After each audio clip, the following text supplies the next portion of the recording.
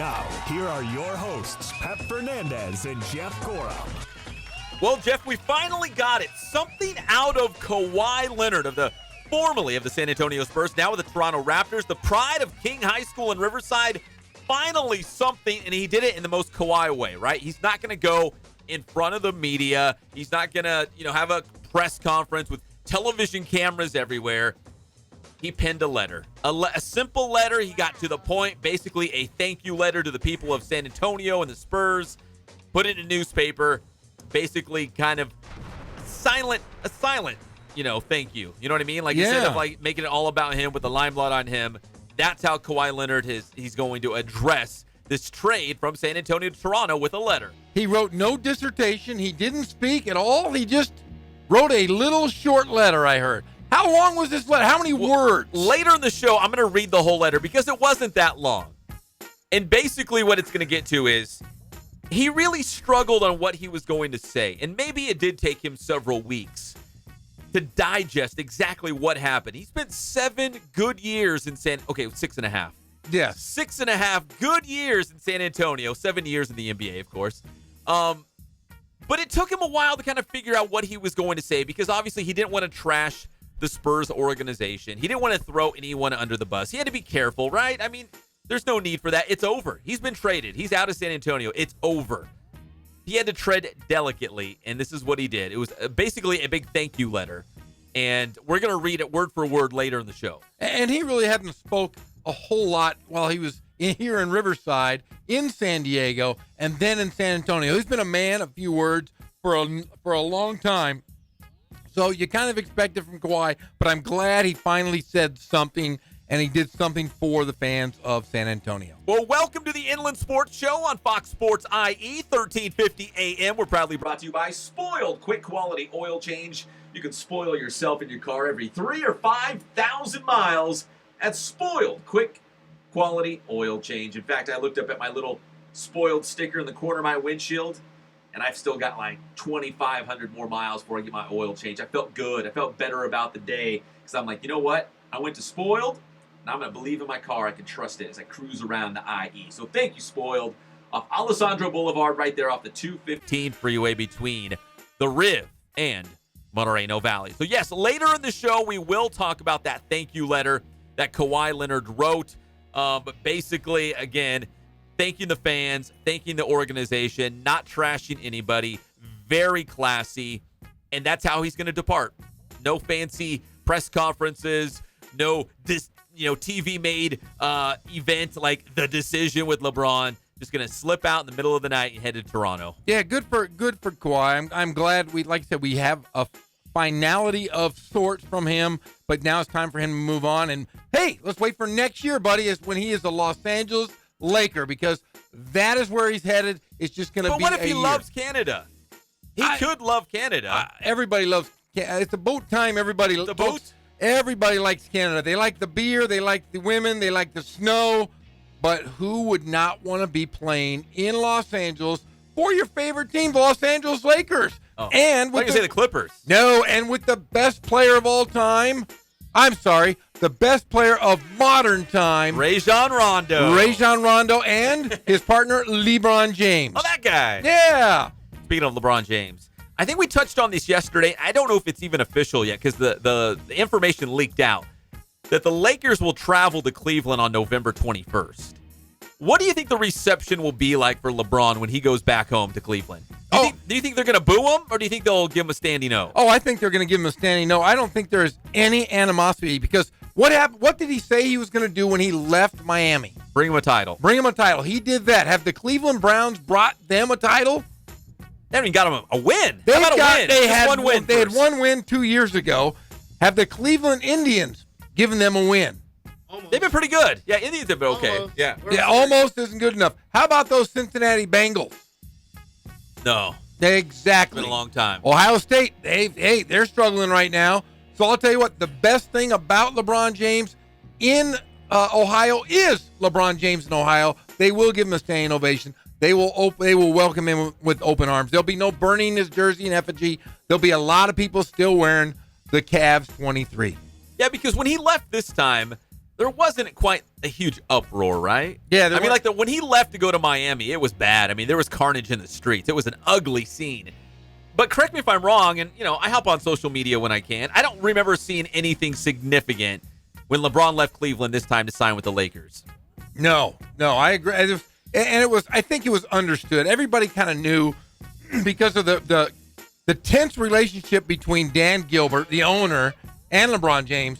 Remember, when LeBron James left for Miami, he said that he would win a championship before LeBron James. Well, LeBron James got a couple in Miami, and then he didn't. Dan Gilbert did not get a championship without LeBron James, and he probably won't again. No. I mean, even with Kevin Love, I don't know if they're a playoff team. No. They might be like a 7 or an 8 seed. They might sneak in there, but the Eastern Conference is getting better across the board. We've seen the rise of several teams, Boston, Philadelphia. Toronto's going to be good. They got Kawhi Leonard. Milwaukee's on the rise. I mean, there's Washington's still going to be good. And remember, New York is still a year away, but when New York is good, they're going to be great. I mean, they've got guys. They're going to end up, I think the coach, the owner, Dolan, is probably going to sell the team. So the New York Knicks could be on the upswing here in a couple years. Detroit, they're serviceable. Cleveland, Chicago, these teams will get better. But right now you look at the Western Conference. And the Western Conference right now is stacked. Before the show, you and I were talking. You thought the Lakers might be 7th or 8th. Yeah. First I was thinking, okay, they're probably the 3rd or 4th best team in the Western Conference. And then I started going through all the teams. Oklahoma City, Utah's young but very talented. San Antonio's not going to be bad. They got DeMar DeRozan and the big man, Aldridge, yes. LaMarcus Aldridge. I'm like, Anthony Davis, he's one of the best players in the game right now. Like, I was almost convincing myself the Lakers would be like the 7 seed.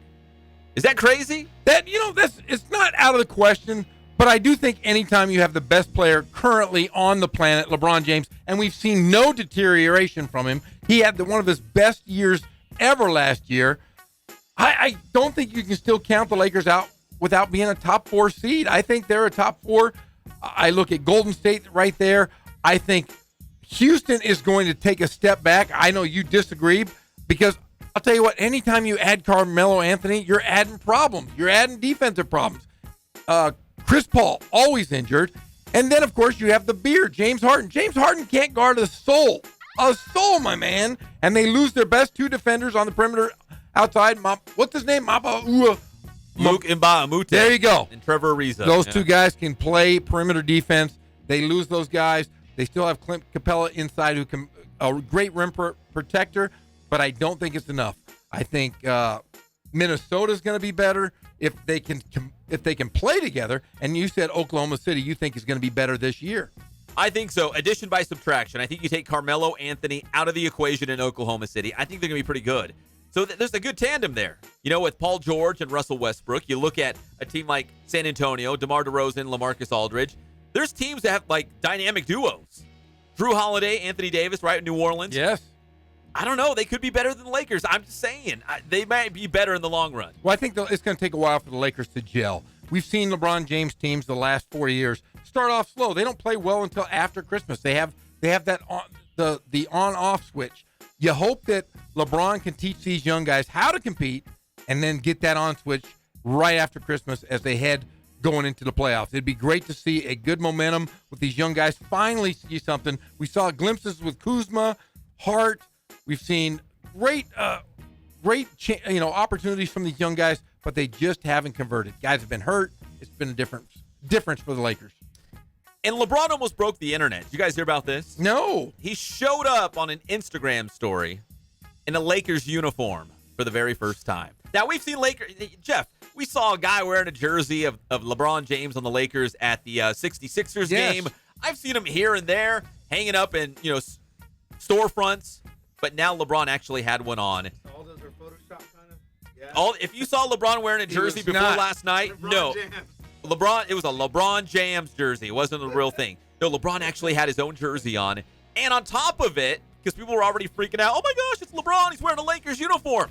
On top of all that, he was wearing Kobe's. Kobe Bryant Nikes. He's wearing Kobe shoes? Yes. What color were they? I don't know. I didn't examine the picture that hard. What? And this But was they were like the new Kobe's, whatever number. It's got a special name with a special number. But people are like, oh my gosh, look at that. Embracing Kobe. Embracing the Laker tradition. The olive branch out to Kobe Bryant. Well, you have to, or they're gonna mess up his pictures. His murals all over Southern California are gonna be destroyed. They're gonna throw paintballs Wait, at him. hold on. Do you think it was a calculated move? Of course it was. He's got to endear himself. Quit ruining my murals. Look, Yes. I got Kobe's on. He's got to endear himself to Kobe Bean Bryant. He cannot ostracize himself from those Laker fans, fanatics, because they are Laker fanatics. Just like we have Dodger fanatics and we've seen the Raiders. There are Kobe fanatics that go, the blood runs deep with those guys. It's going to be interesting to see and I'm sure it will happen in time, if Laker fans fully embrace LeBron James. Maybe it's just a small minority of people who are out there tagging his murals, besmirching the name of LeBron James on social media, as Jeff would say. You know what I mean? Because honestly, it's probably just a small slice of that Laker fandom that's doing this. I think for the most part, everyone's excited to see LeBron to the Lakers because now the Lakers are relevant again. They're going to be good again. There it is. Yellow. That's the picture. Oh, those are some bright shoes, but he is wearing some Kobe's. He is. But honestly, if you are a Laker fan, and I'm a diehard Laker fan. Greg Hollis losing his mind over here, by the way. Since the 70s, my man, I have been a Lakers fan. I'm not a LeBron lover. I just think he's a great player. I'm not going to follow him politically, socially, or any of those things. I just want to see good basketball played by my team, the Los Angeles Lakers. You know what this picture, just one word, or actually two words if you combine them, Showtime. Showtime Lakers. Exactly. I see Showtime. I'm excited to see what he can bring to the table. I hope he makes these younger players better. That has always been the thing, is that LeBron James makes his players better. Well, let's see if he can do it with these guys like Kuzma, Ball, Hart, Ingram. Those are the guys we need to see get better every single day. Young lineup or veteran lineup? I can't wait. That's what we're going to see when we get to Lakers training camp beginning next month. NFL, we got preseason games tonight. Baker Mayfield's going to make his debut later in the show. I'm even going to play him singing. He was singing on Hard Knocks at Browns camp. Did he have a good voice? No. It was bad. I got a really bad voice myself. It's probably on par. Equally bad. So we got the Browns tonight. Baker Mayfield's debut. We got the Rams taking on the Ravens, although don't get too excited. I think all of the Rams, top-of-the-line starters are not going to play against Baltimore. We got the 49ers taking on the Cowboys. That's a big rivalry game right there, right? Even though it's a preseason game. In fact, it's pretty much a full slate. There's a couple games on Friday. There's a couple games on Saturday, but there's a ton of NFL games. And, Jeff, a bunch of them kick off at 4 p.m. So when we get the final hour of the Inland Sports Show, we'll be able to kind of break down some of those scores trickling in as it happens. Yeah, and I'm looking forward to just seeing these rookies. I'm looking forward to seeing these guys on the field because these rookies are going to get time to play. It would be great to see them, measure them how they did it in college versus the pros. The pros is a much faster, stronger, tougher game. But I'll tell you what, nobody from the Rams is going to play. No T.O. No T.O. for the 49ers as they're playing the Cowboys. So the T.O. Bowl, his two former teams. But we might see a little bit of Jimmy Garoppolo because remember, he's only played with the teams for 5 games. He might play a series or two. But usually it's that third preseason game where it's the closest thing to a real game. Like the starters might actually play an entire half. But so tonight, might not see a lot of like household names per se in these NFL preseason games, but it'll still be fun. We'll talk about the scores in the final hour as we go through the Inland Sports Show. I am looking forward in preseason to see Andrew Luck, to see if he is better, because he hasn't played in a year and a half, and guess what? He's going to have to play in these preseason games just to see if he can still play. Just needs the snaps, right? Yeah, and he will play. You watch, he'll play a half of every single one of these preseason games. And that's going to be a tough balance between, obviously trying to keep him healthy. That's what he has struggled with. And getting him enough snaps so he's back to full speed when the season starts with the Colts. To the links as we continue our Inland Sports headlines. PGA Championship, final major of the season in St. Louis. Ricky Fowler, the pride of Murrieta Valley High School, opened with a 65. That's 5 under par. He is in the lead at the PGA Championship, trying to win his first ever major title. Tiger Woods is in the clubhouse. He fired an even par 70, so he's 5 strokes behind our Murrieta Valley Nighthawk. Jeff, I know it's early, but we talked about this yesterday. You feel like it's just a matter of time before Ricky Fowler gets that first major win. Kind of like Phil Mickelson. We talked about it for so long, being so close and being so good to that, to get that first major. Maybe this could be it. The final major of the season, maybe Ricky's first. But the problem is there's a guy right on his heels who's 4 back, and that's the number 1 player in the world, and that's Dustin Johnson. That's true. He's a stud. You have to hold him off. Hey, this is the days where, remember when Tiger played and you get to the back 9 of every major championship, if he was in contention or in the lead, there was fear. Yeah. There was fear. Ricky Fowler's, it's tough when you go in and you lead the first day. Now you're going to have to lead day 2, day 3, and then day 4. And you have the number 1 golfer in the world, Dustin Johnson, just 1 shot back. It's going to be tough. Yeah, it's tough to jump out in front because everyone's chasing you at this point. You're thinking about every single swing because, like you said, Dustin Johnson only a stroke back. But if you're like 2 or 3 strokes back, maybe you're a little more loose, you'll take more risks, whatnot, to get some of those strokes back. But we'll see what Ricky Fowler does. Here's a funny story from golf. So there's a guy named Tommy Fleetwood. Had a pretty good British Open. He got like $154,000. Problem is there's another golfer that's like a senior golfer. Same name. Opened his bank account one day and had over $154,000 in his bank account. So what? Yeah. I wish I was that guy. I wish my name was Tommy Fleetwood. So the real Tommy Fleetwood had no idea. But the other Tommy Fleetwood, who actually got the money, good guy, turned it in. Said, guys, I'm not the Tommy Fleetwood. Yes, I do play golf. Yes, I was pro. But I'm not the Tommy Fleetwood you're looking for. Would you turn it in, Jeff? Nope, I'd have bought everything. You would have? I would have gone out and bought it. Spend it all. I would have spent all that $154,480. It would have been gone in an hour, my friend. I'd have bought a boat, a car. I would have bought it all because Rich Jeff loves dough. And if my name was Tommy Fleetwood, it would have been gone. That's the British Open's fault. Yeah, those why dummies. would you just, I think it's that guy's name. We got his bank account information. Let's just do a direct deposit. Yeah, that's a big direct deposit. That's a huge direct deposit. Kill for that. Let's just hope there's another Jeff Gorham out there in the world. Oh, there is. Oh, there is. Oh, we talked about that the other day. Is he rich? No, apparently is he not. a criminal? Well, he could be a little bit of a criminal. Does he owe people money? Yeah, he owes people. Yeah, he doesn't live here in California, but I have been accused of being that Jeff Gorham before, and that's not any fun.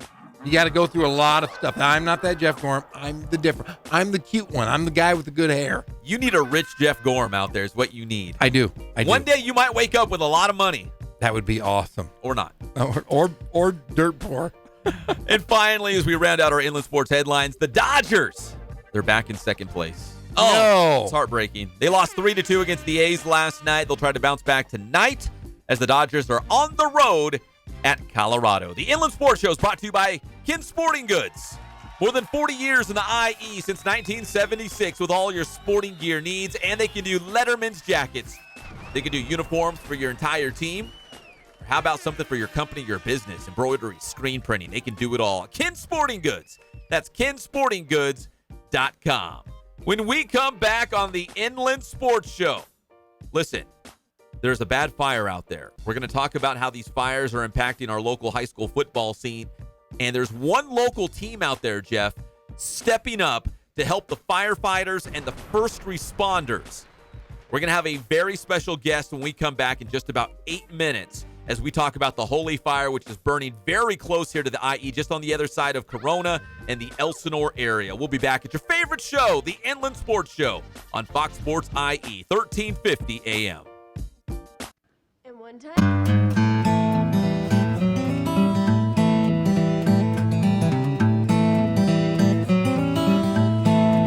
We focus on the customer here.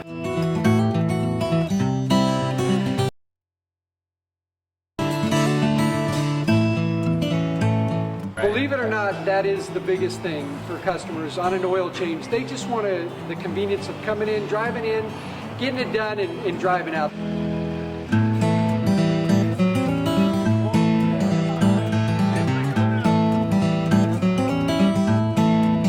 We just greet them, get them going, and they're done in about 10 minutes or so.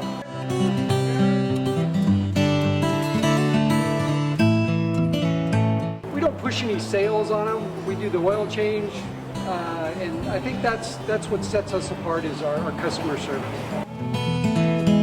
Vacuumed and cleaned your windshield for you as well. Everything's looking pretty good. You come into us one time, believe me, we'll spoil you and you'll be ready to come back the next time.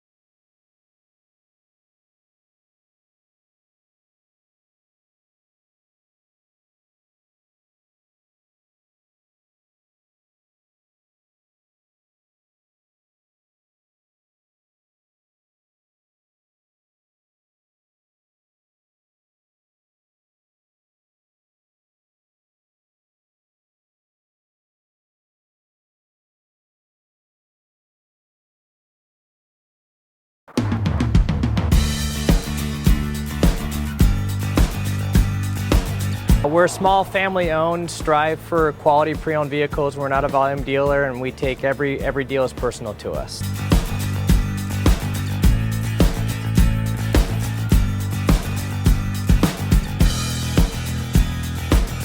We're a low-stress environment. We're not a pressure sales house. If you want to shop us, you're more than welcome to shop us. We have, like I said, great rates, competitive financing, a lot of one-owner, clean Carfax, clean title vehicles. As you see, we have Carfax everywhere. That's most important to us, to educate our customers before they make a purchase.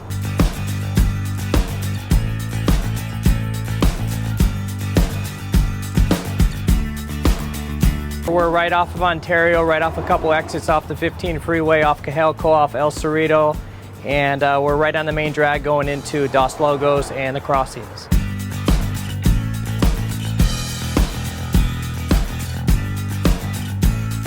We have great financing, we have great lenders that we're using. We do buy, sell, trade, cash for your car. Whatever we need to do to help accommodate the customer, that's what we're here for.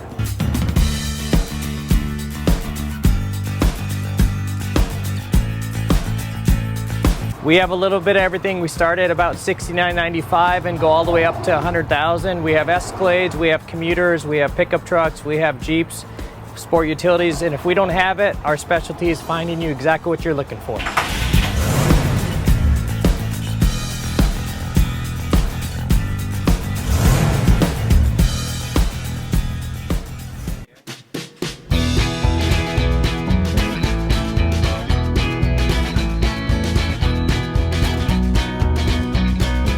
Thank God, first of all. I thank the great people that I've got around me that help support me, the people that work for me. As I started, if it wasn't for the people around me, we probably wouldn't be here right now, but I've got a great staff. I've got great people that do stuff for us outside the store, and we've been very, very fortunate.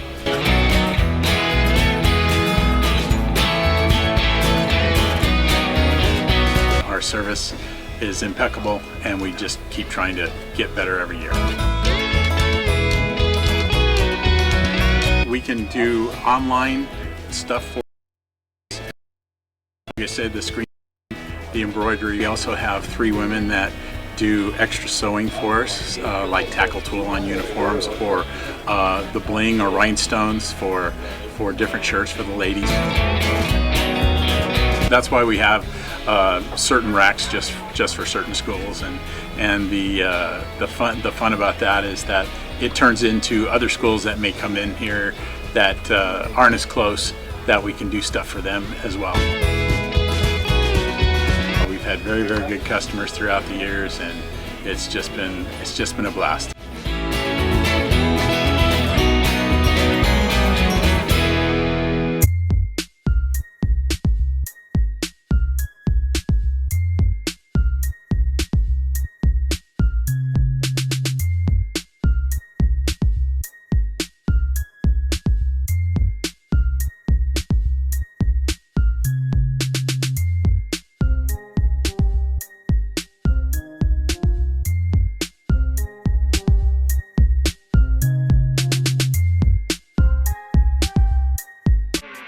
Welcome back to the Inland Sports Show on Fox Sports IE 1350 AM. We're brought to you by Boost Performance Training in Corona with Coach Ray Bass. Follow them on Instagram and Twitter. See all the cool things they're doing out there. BoostTrainingSystems.com is the website. Train in season. Train in your off season. Just be ready to go. High school football season is here. They can make you explosive and dynamic at Boost Performance Training. Check them out with Coach Ray Bass. Jeff, in just a moment, the head football coach from Santiago, Scott Morrison, will be checking into the show live. You know, normally if high school football teams would be practicing, some have scrimmages tonight. Oh, yeah, lots of scrimmages going on. But the Sharks are trying to do something in a positive way because the Holy Fire is torching even part of the IE right now. It's very unfortunate. It's tough to watch. It's making its way towards Corona, like the Santiago area, Elsinore, that side of the world. Oh, I have a couple colleagues that I work with over at school, and they've been evacuated from their homes. My son, Fast Johnny, we were talking about his first day of school. It's supposed to be today. Guess what, Pep? Canceled today and tomorrow. So Fast Johnny's first day of school won't be until after the weekend on Monday. Everybody's affected. I've never seen a plume of smoke like that like I did yesterday. But I just hope that everybody's safe. You hope that no one loses their lives or loses their home. So it's really, it's a tough situation here in Southern California. I know, high school football obviously pales in comparison when we're talking about real life things like a wildfire in people's homes. But there are a lot of high school football scrimmages that have been postponed or they've been altered. Some teams are going in a different direction. I think Hillcrest is now going down to Chaparral. Yes, some have been pushed back. So it's kind of, and this is it. I mean, week 0 is next week. So if you're going to have a scrimmage, it needs to happen now. Either tonight, Thursday night, or Friday night. I know there's a lot on Friday night as well, but it's kind of messing with a lot of high school football teams' schedules as well as they kind of get ready for the upcoming season. But there's a lot of families out there. And again, it kind of pales in comparison when you're talking about families who are, evacuated, packing up their homes, trying to protect their homes, making sure their loved ones are safe. We're over here talking high school football, but that's kind of what the coaches and the teams are dealing with at this point as well. And the teams are practicing in gyms, practicing in swimming pools. They're doing anything they can to still stay focused. I mean, there's a lot of film sessions over at Norte Vista. I know Ken Batdorf took his team in the gym. They also went to the weight room and then went into the classroom and watched film. But, yeah, every day that this happens, they're losing valuable practice time. And you don't want guys to get hurt because they've missed practice. You want them to be in as good a shape as they can as they head into week 0 and week 1. Yeah, because time is running out. I mean, the high school football season is here, and they want to make the most out of every minute. They're going to squeeze out every last second so they can make sure they're ready for that first game of the year. For Santiago, and we're on standby for Coach Morrison because he's actually out there. I don't know how close he is to the fire line right now, but he and the Sharks football team, they've gathered, and now they're delivering water and Gatorade to the firefighters and the first responders to the Holy Fire here. So how cool is that? I mean, they could be practicing today, but instead, obviously, paying it forward. Real life comes first, and they're out there, aiding the firefighters and the first responders because really, if you look at a map, that Holy Fire isn't too far from Santiago. And like you said, even from Lake Elsinore, the actual lake, you can see the flames, right? Oh, I could see it from my house driving into work. All right, let's go to the Spoiled Quick Quality Oil Change Celebrity Hotline here on the Inland Sports Show and catch up with the head coach of the Sharks, Scott Morrison. Coach Morrison, how are you doing today? I'm good, thank you. First of all, I apologize. My phone is about to click over to Bluetooth. We had a very minor setback, but so if it clicks over, I might lose you for just a second. No problem, Coach. We definitely wanted to make some time for you today. We think it's very cool what you guys are doing as a team, as a Santiago family. Obviously, we know a lot of people that are affected now with this Holy Fire. Tell us exactly what you guys are doing as a football team to kind of assist those first responders and the firefighters. Well, the initial plan, Pep, was to... I think we lost him. They went to Bluetooth. I think I lost you right there. Are you back? We got you back. We're good, Coach. Okay. The initial plan was to find a way to support the first responders and just take water and Gatorade, and it's pretty overwhelming. We have about 12 13 cars loaded down with water and other types of supplies. And unfortunately, we brought it to the Cal Fire Station, and they're already oversaturated. So we're actually right now in transition and heading down to Temescal Canyon High School, which is an evacuation center. So now, how did this come about? Was it your booster club? Was it your team? Was it you or your staff? How did this come about so quickly for you guys? Well, we've been working since I got there on creating men of significance. That's kind of our purpose, and culturally, we are about service, and our parents know that. And when we got canceled today because of the fires and all of that, they, the parents started putting their heads together, and the kids put their heads together, and ultimately the boosters just helped really organize everything, and just thought it was a good way for us to spend a day together. The bottom line is, we always talk about heroic acts on the field of play, but they're not really heroic. I mean, the heroes are the guys that are out there fighting fires and keeping our streets safe. So, Coach, even going forward, and I know, again, we were just talking about this, that, real life obviously comes first. There's people, trying to protect their homes, their loved ones and whatnot, and we're talking high school football over here. But will this affect, your scrimmage, your practice schedule, maybe for tomorrow and even going into next week as we get real close to the season now in week 0? Well, we're really hoping not next week, but it's already affected this entire week. We've been on very modified workouts, trying to get a little workout done in the gym, and then yesterday our district issued basically a shelter-in-place order, so we can't even go out today. And so we kind of, this again was an opportunity for us to serve. And so we're really hopeful that we can get a little work done tomorrow, and if we can't, we're really even more hopeful that we'll be able to get out on Monday because we've lost 4 days of practice. So we're talking with Scott Morrison. He's the head football coach at Santiago, the Sharks. And Coach, I had to do that for you. Listen, so, we've talked about the Holy Fire and the kind of culture you have with your team, kind of have that servant's heart, to give back. And again, you couldn't practice today, so you'd made the most of this opportunity to be able to give back to those firefighters and the first responders. I know you're probably proud of your team and their parents and, like you said, the people around the program to kind of step up and do something like this for the local community. It's kind of representative, like you said, of what this team wants to be all about, right? So maybe in the long run, this could be better to bring this team together as opposed to maybe, 2 hours on a football field practicing. Sure. That's we work really hard on our culture and being men of significance and men of service, and our parents are incredibly giving people who really appreciate and value service. So it's kind of a perfect deal for us.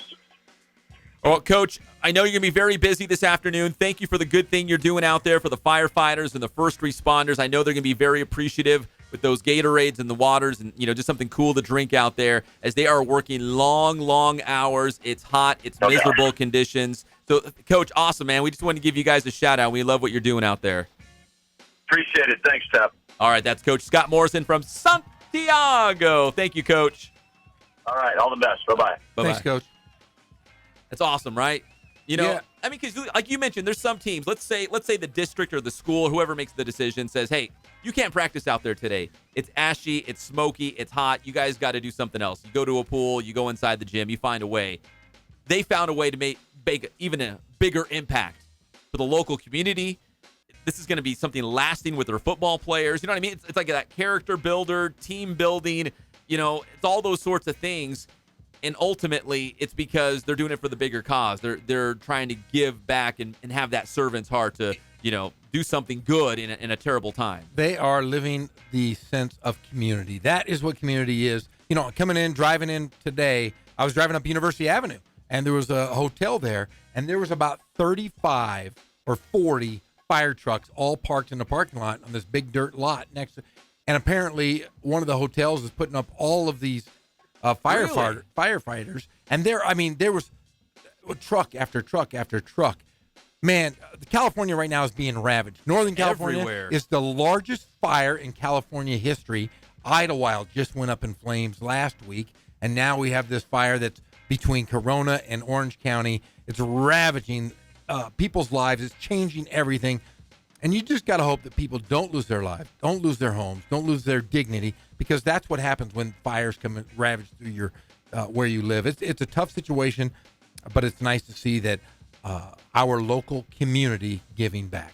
Yeah, I know it's obviously an obstacle when you do not have the chance to practice, and the high school football season is coming up, and you want every minute you can with your team to be on the field and be ready for that week 0 game or week 1 game, and in some circumstances. But really, what Coach Morrison and the Sharks are doing carries a lot more weight, and they're doing something that's going to impact their team, and more so, they're going to impact those firefighters. Can you imagine if you're out there, it's been like an 18-hour day, and you are parched, you are exhausted, it's hot, you've been, they got all these layers on, and someone comes up and brings you a Gatorade or a water, that might as well be like $1 million. Yeah, and they're going, like you said, they were over, the Cal Fire had an abundant amount of water, so they're taking it now to the people that were evacuated, to the evacuees at Temescal Canyon High School. So honestly, just a great sense of community. And sometimes because of the game of football, because you are a tight-knit group, you come up with these great ideas of service and young men. That's what Coach was all about. Very cool. The Sharks football team and head coach Scott Morrison trying to shine a light here in a dark time with this holy fire.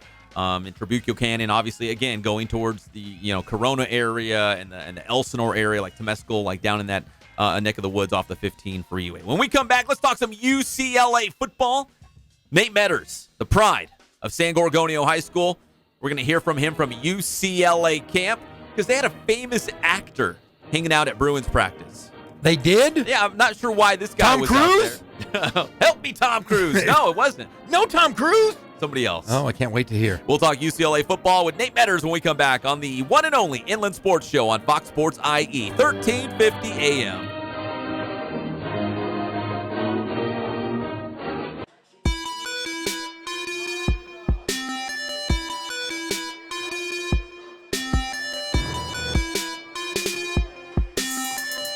I played once upon a time at Centennial High School. I was actually on the first ever CIF championship team back in 2000, and then my senior year we won it again.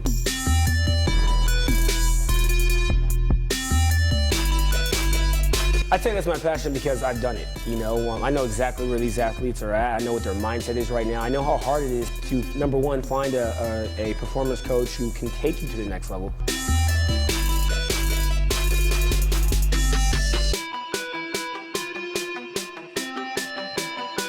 What sets us apart has to be, how we work with our athletes and what we know.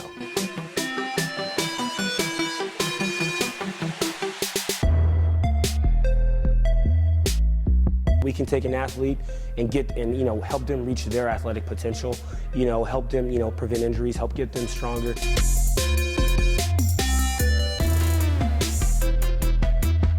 I know every single athlete who steps into this gym. I know exactly where they're at, and I'm going to progress them every week. If you're not getting results, then, what's it about? We're going to deliver something that's measurable, in terms of speed, power, strength, agility.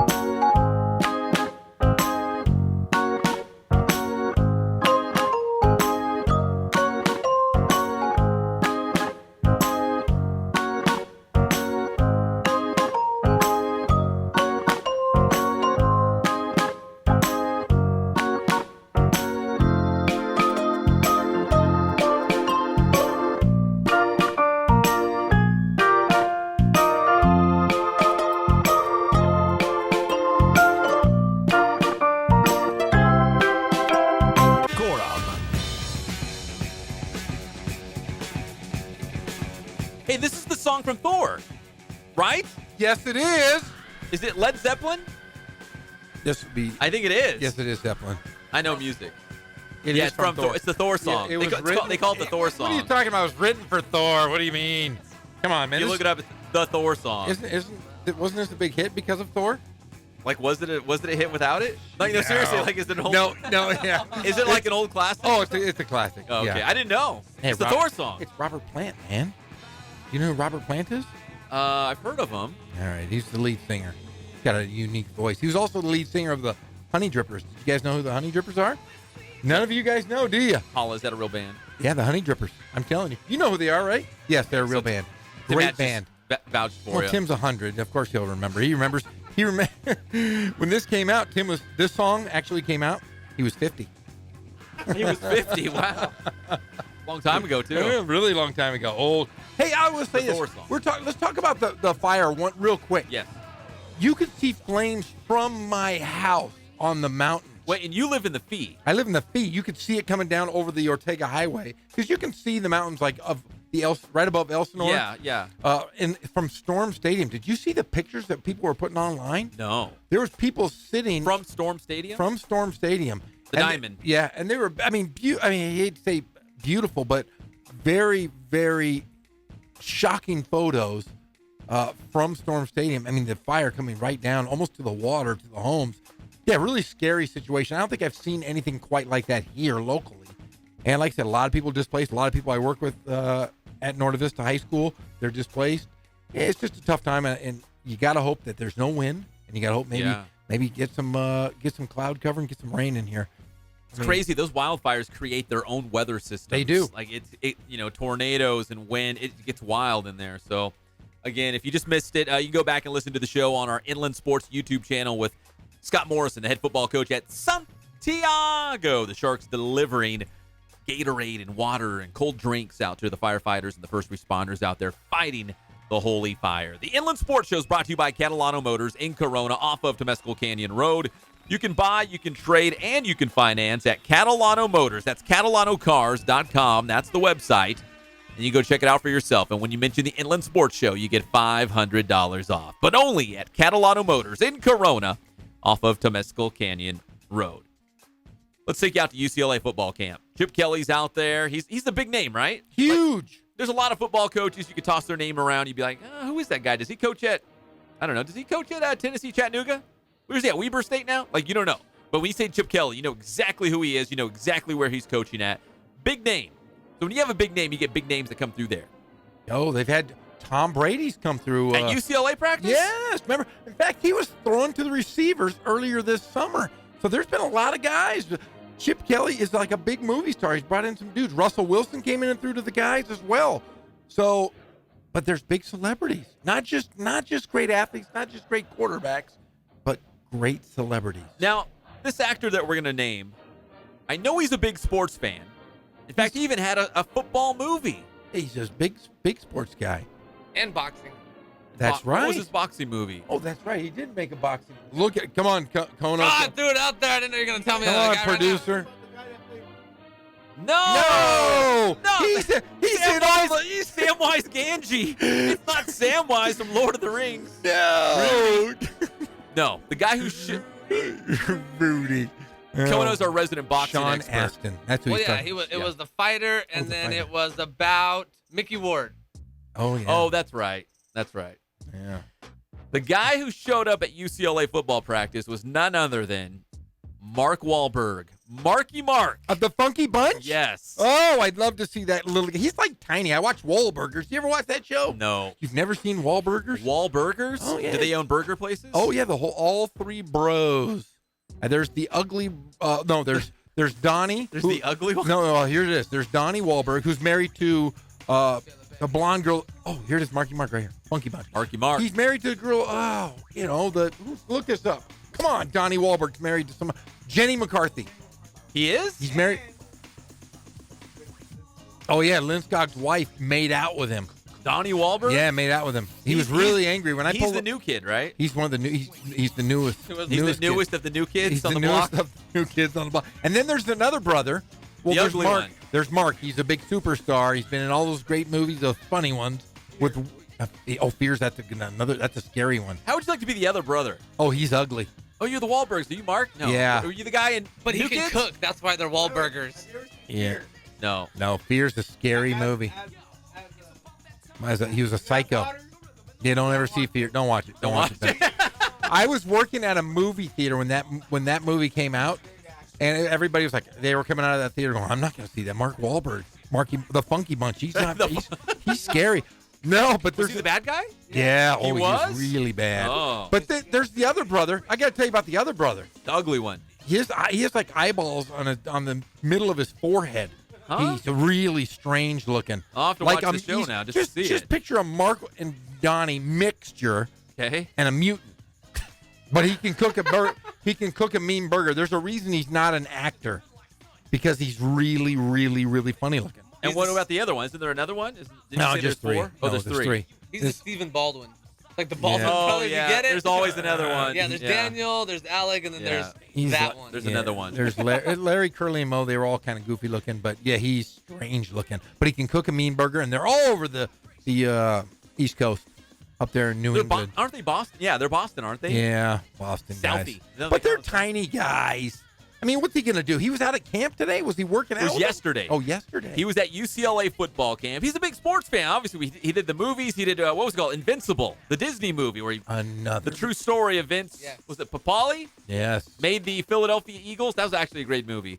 That's the one movie I saw, I guess. I saw that one. It makes you suspend your disbelief because I just still picture him as the Funky Bunch. Singing, dancing. Hey, Donnie showing D's his on the abs. backup. Did you hear it? He said Donnie is on the backup. That's his brother. Is he? He has to want to kiss Lindskog's wife right on the lips. Mike's listening right now. I know.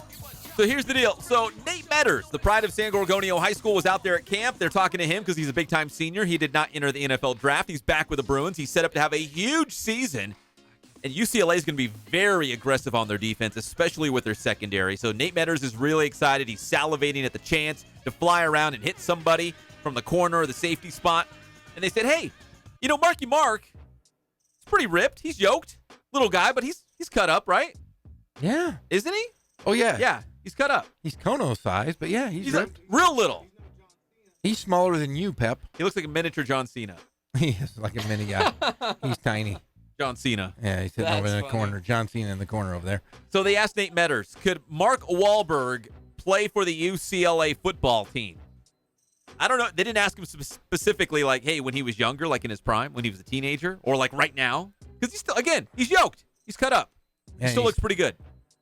So here was Nate Metters, the San Gorgonio High School star, now a star at UCLA, talking about, hey, could Marky Mark play for the UCLA Bruins?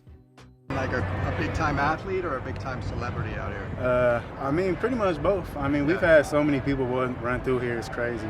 Like, you just walk in every day and there's somebody new popping up out here. So, man, I love it. Do you look like he could play for you? Who? Man, I don't know if he could be back there with us, but Okay. we could probably get him a kicker spot or something if he wants to. Special teams or something. So, I wouldn't mind. All right, kicker. He could kick. Maybe do a little special teams. Go, blow up a wedge somewhere, right? Be that guy. He can fight robots. He can do a lot of things. He can fight some Transformers. Oh, yeah, he was in Transformers. Oh, yeah. I saw that one. He saved the world. He was also in the, what is that one with Will Ferrell? He's been in a couple with Will Ferrell. Daddy's Home. Yeah. And then the Good Guys. He was the tough bad guy. Yeah, Not bad guy, but tough guy in that Do you one. remember Good Guys? That was another Will Ferrell where they were cops. You don't remember? No. You remember Four Brothers? It wasn't with Will Ferrell, but he was jacked in that movie. Marky Mark? Yeah. Yeah. He was Four like brothers? the older brother of four foster kids. They were like criminals, though, weren't they? But no, they took care of the mom, though. Like they were, but the mom straightened them out, and then they had to go find out who. Yeah, that sounds too serious for me to Well, watch. he was jacked. I'm saying that he was fit, physically fit. I want to see robots. As my grandfather would say, I'd like to see some robots. Robots? I'd love to see some robots. And then go eat some sherbet. What was the movie? They were fishermen with George Clooney. Was The Perfect Storm? Oh, that was a good one. Wasn't he in that one? Yep. All scraggly bearded out on the seven seas. That's like me right now. I'm going to keep going. You look like Marky Mark. Thank you. You look just like him. Would you like to see me in my underwear? No. I can. I have very baggy underwear. All right, so Marky Mark at UCLA football practice. Nate Metters, not quite impressed, but still pretty cool to have a celebrity hanging out at Bruins camp. When we come back here on the Inland Sports Show, the head football coach at the University of Redlands, Mike Maynard, will join us next. We'll get you all set for the Bulldog season coming up. It's a full 10-game schedule. Was he in Cars 1 and 2? Was that Maynard? Wasn't he Maynard? What's the guy's name? Wait, who? Wait, what? What was the truck's name in Cars? Mater. Mater. Mater, like Toe Mater. Sorry, I was lost there. I was excited. I thought he was calling You're a Disney guy. I know. I'm drunk. We'll be back at the Inland Sports Show, Fox Sports IE, 1350 AM.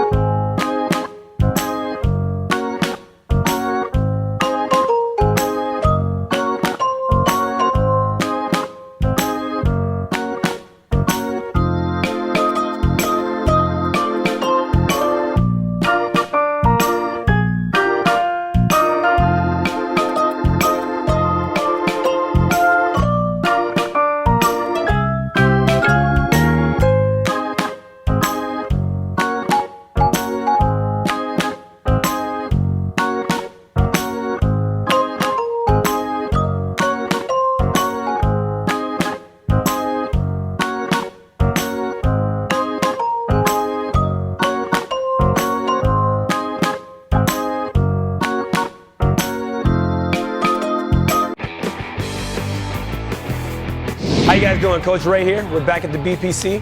Wanted to continue our movement-based mechanics here. We're talking about a back pedal. So today we're going to demonstrate how we program our back pedals, how we teach the mechanics, and how we execute. Come check it out. So one of the first things I like to do with my athletes before we actually get into a back pedal is I like to work on the movement patterns of an actual back pedal. So what Cruz is going to do, he's going to get into a staggered position here. So let's go ahead and bring those feet in a little tighter, all right? And so what I'm looking for with that backward movement, I'm looking for a push off that front leg and then a step back with the back leg. So what we do to simulate that movement is we're going to do a step to a lunge. So you're going to go ahead and push off that left foot with the ball of your foot and you're going to lunge back with the right. So ready? Go. You're going to lunge it down and then bring it back. Good. Go. Give me a couple reps of those. And we're doing that step to lunge. So we're simulating that movement pattern of the back pedal. We're going to push off that front leg and step with the back.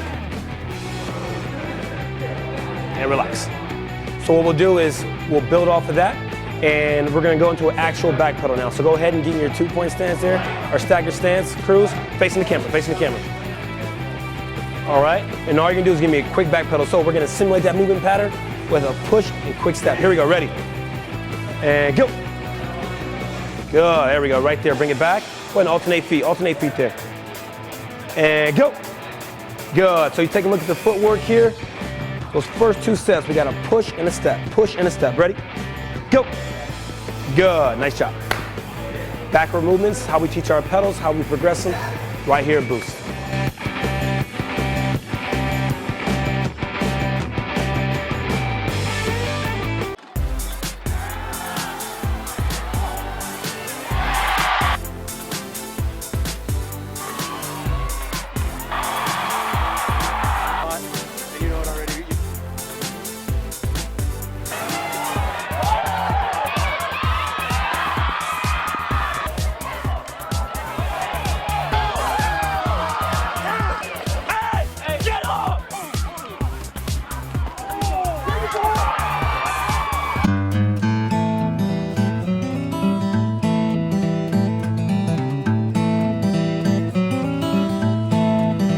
Focus on the customer here.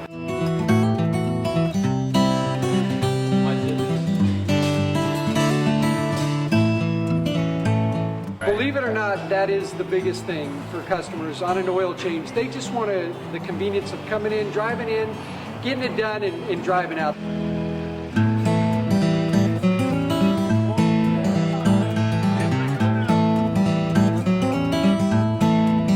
We just greet them, get them going, and they're done in about 10 minutes or so.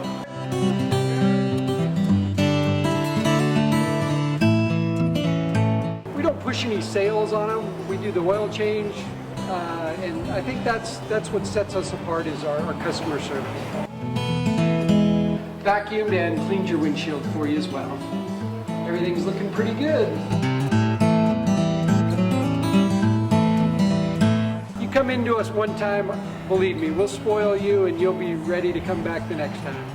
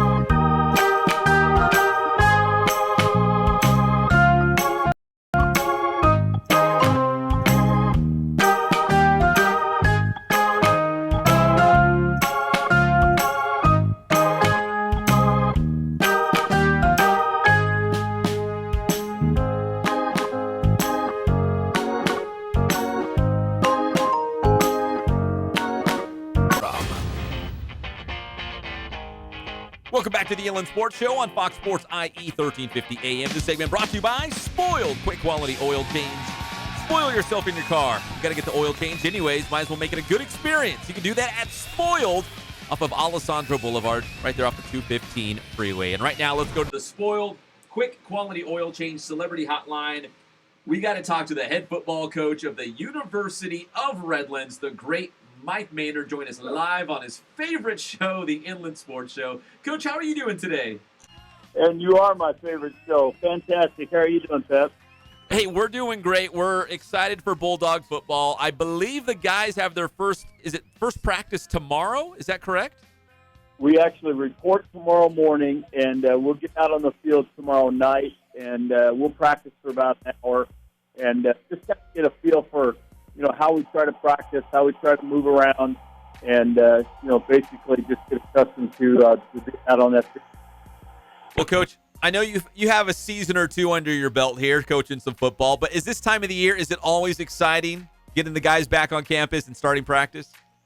Oh, yeah. Every year is different. Every year is new. There's always something fresh, lots to learn.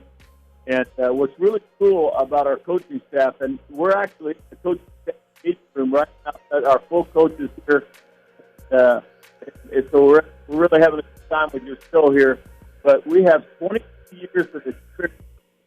The average coaching experience on our staff is 22 years. So I think that says a lot about the quality of the people we have here.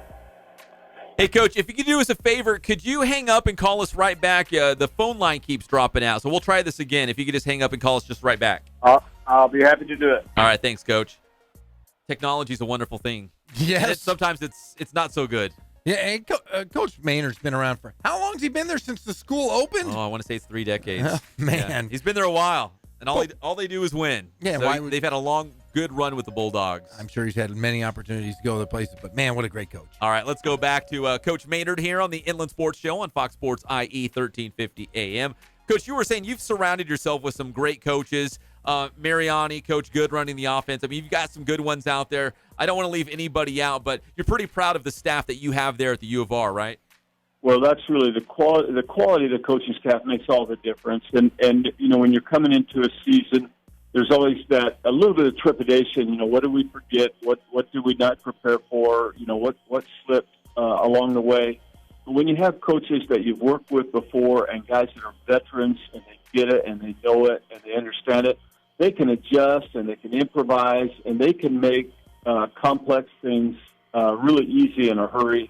And I think that's really the case for our football staff here at the University of Redlands. Well, Coach, one of your guys on your staff I've become kind of friends with because I see him all over the Inland Empire, and that's Coach Mariani. Man, you guys are really do a great job of getting out in the community. And I'll tell you what, I see him at every high school, and every time I see him, he's telling me about different guys that you have signed from within the Inland Empire. We're really, Coach Mariani does a fantastic job. He loves the Inland Empire. He's a product of the Inland Empire, played at Fontana High School for Coach Fazio, who coaches with us on defense. Coach Mariani, he gets the whole Inland Empire. He wants to protect the honor and the pride of the Inland Empire, and we know that if we recruit well in the Inland Empire, we're going to have a great team. We're talking with Mike Maynard. He's the head football coach at the University of Redlands here on the Inland Sports Show on Fox Sports IE 1350 AM. Coach, you've got a 10-game schedule, and that doesn't happen very often at the U of R. I know we've talked about this before, but can you talk about the uniqueness of having a full 10-game schedule as opposed to what you guys normally have as a 9-game schedule? Right, yeah. The 9-game has been the kind of traditional thing, and that's been going on for about 30-some years. In fact, the last time that we played 10 games was in 1986, and it was not a good year for Redlands. And then, now we're playing this 10th game again. And, Pep, it's really important to play 10 games if you can. It's expensive to play 10 games because it means another travel game, and that means we're going to the Northwest, or we might go to the Midwest or to Texas or somewhere. We're going to go to the Northwest twice this year. And the reason 10 games is so important is it gives you a chance for the power ranking. Your power ranking can go up with another win. A 9-game season, hopefully with 9 wins, that's good. But a 10-game winning season has a higher power rank and really pays off when you get into the national playoffs. Now, Coach, maybe you can familiarize our listeners. How do the playoffs work in Division III football? Yeah, it's a tournament just like it is everything. Now in the NCAA is a tournament, right? And even Division I. So we have a tournament. 32 teams go. If we win our conference, Pep, then we have an automatic berth into the national playoffs. And of course, that's always the goal, to win our conference and to go on to the playoffs. We have always been on the road. And, I think it makes it a little bit tougher to play on the road. We got to get it done. If that's the case, we'll do it. We'll be glad to have the opportunity. But we'd like to be able to get some home games. And with that, with a higher power ranking, it would really help us to try to secure home games for the playoffs. Yeah, Coach, I remember, I think it was 2 seasons ago when you guys won the SCIAC, and I thought, that'd be cool. Mm-hmm. We're going to have a home game inside the runner. Instead, no, they send you to one of the best teams in the country in Texas. It didn't seem fair to me for some reason. Well, it's kind of a location thing. The best teams in the country are in certain locations, and, it may seem peculiar to think of Southern California as a remote area, but in terms of Division III football, it is. So we actually went to Texas that year. We've been to, you name it. We've been to Iowa. We've been to Minnesota. We've been to Oregon. We've been to Wisconsin. And so they send us wherever they need to send us. And usually it's, like I say, someplace far away. And usually it's a weather factor. And we've just got to, if we go on the road, and we're glad to do it, we don't want to assume anything. We first got to get there, right? But we certainly like to try to put ourselves in position to have a home game if possible. Coach, I'd like to go through all the positions. We don't have the time for that, but I do want to, single out the quarterback spot, because you've had some really good QBs go through the U of R. You've got a really good one right now. It's a real special guy, Levi Plant, who really burst onto the scene. Can you talk about what you're expecting from him this season? We're so fortunate to have Levi, former Redlands Valley product, coming back for a senior year. We think he's going to have a fantastic season. He's done a great job this off season, and he's one of those guys that can do a lot of things. He can hurt you with his legs. He can hurt you with his arms. He plays well on the improv. What I'm saying is he can drop back to pass, see something, and make first downs with his feet. And, he's just one of those guys that finds a way and makes a way, and we're really looking forward to him. And he's backed up by Nathan Martinez from Yucaipa High School. Nathan will be a sophomore this year, and he had a fantastic offseason as well. And we're really excited about that threat that he brings to the game, a little bit different than Levi, but still very effective. Well, Coach, I don't want to give away all your secrets, but going back to Nathan Martinez, I've heard some rumblings around the IE that we might see Nathan maybe in a different spot to just get him on the field and see if he can make some plays. Is that true? Well, that's a little too early to say that right yet. But we know that Nathan gives us a chance to win, and we want to find ways to utilize some of the skills that he has. We're going to take that day by day and kind of just see how that goes. We're not even close to making that decision yet. Well, Coach, we always love talking to you. Please remind all of our listeners, when's the season opener for the Bulldogs and when's the home opener at the Runner for the Bulldogs? Well, fortunately, it's the same day. It's September 1st, Labor Day, right at Pitt Runner Stadium. And we'll be here against a team called George Fox University from Portland, Oregon. A very strong football team. And it's going to be 7 p.m. And it should be a great night for college football. And if you love to watch guys that are serious about their academic program and serious about college football and very, very determined young people, then you'll love to see the University of Redlands football team play. Coach, we always appreciate the time. We love the Bulldogs, and I'll be popping in your training camp sometime soon to get some video and interviews. And we love you too, Pep, and we'll look forward to seeing you anytime.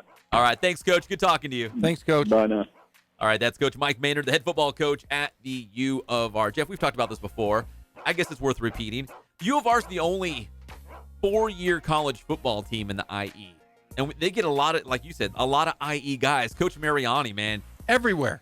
He's always blazing a trail around the IE, recruiting kids, talking to different schools, kind of just getting that Bulldog brand out there. They've done a great job. They got lots of IE kids, beautiful stadium, crazy student section. It's real college football. It is. And it's great. If you've never been to a University of Redlands football game, there's nothing quite like it. It's an incredible experience. Like I said, everybody comes out. There's the fans, the city of Redlands, the students, the little kids. It is a great place to take your family, and what a great place to see a game. All right, believe it or not, we've got NFL games kicking off right now across. In fact, it's a full slate of Thursday night football. We're going to talk about some of the matchups taking place tonight, some of the guys that we're keeping an eye on that we want to see. Maybe they're making their NFL debut. Maybe it's guys who are showing up in a new place. They've been traded or signed as a free agent with a new team. So we're going to talk about that, as well as Baker Mayfield singing. I can't wait to hear that. I can't wait. It's bad. And that's what makes it so good, is it's bad. So we'll hear from Baker Mayfield as well when we come back on your favorite show, the Inland Sports Show on Fox Sports IE, 1350 AM.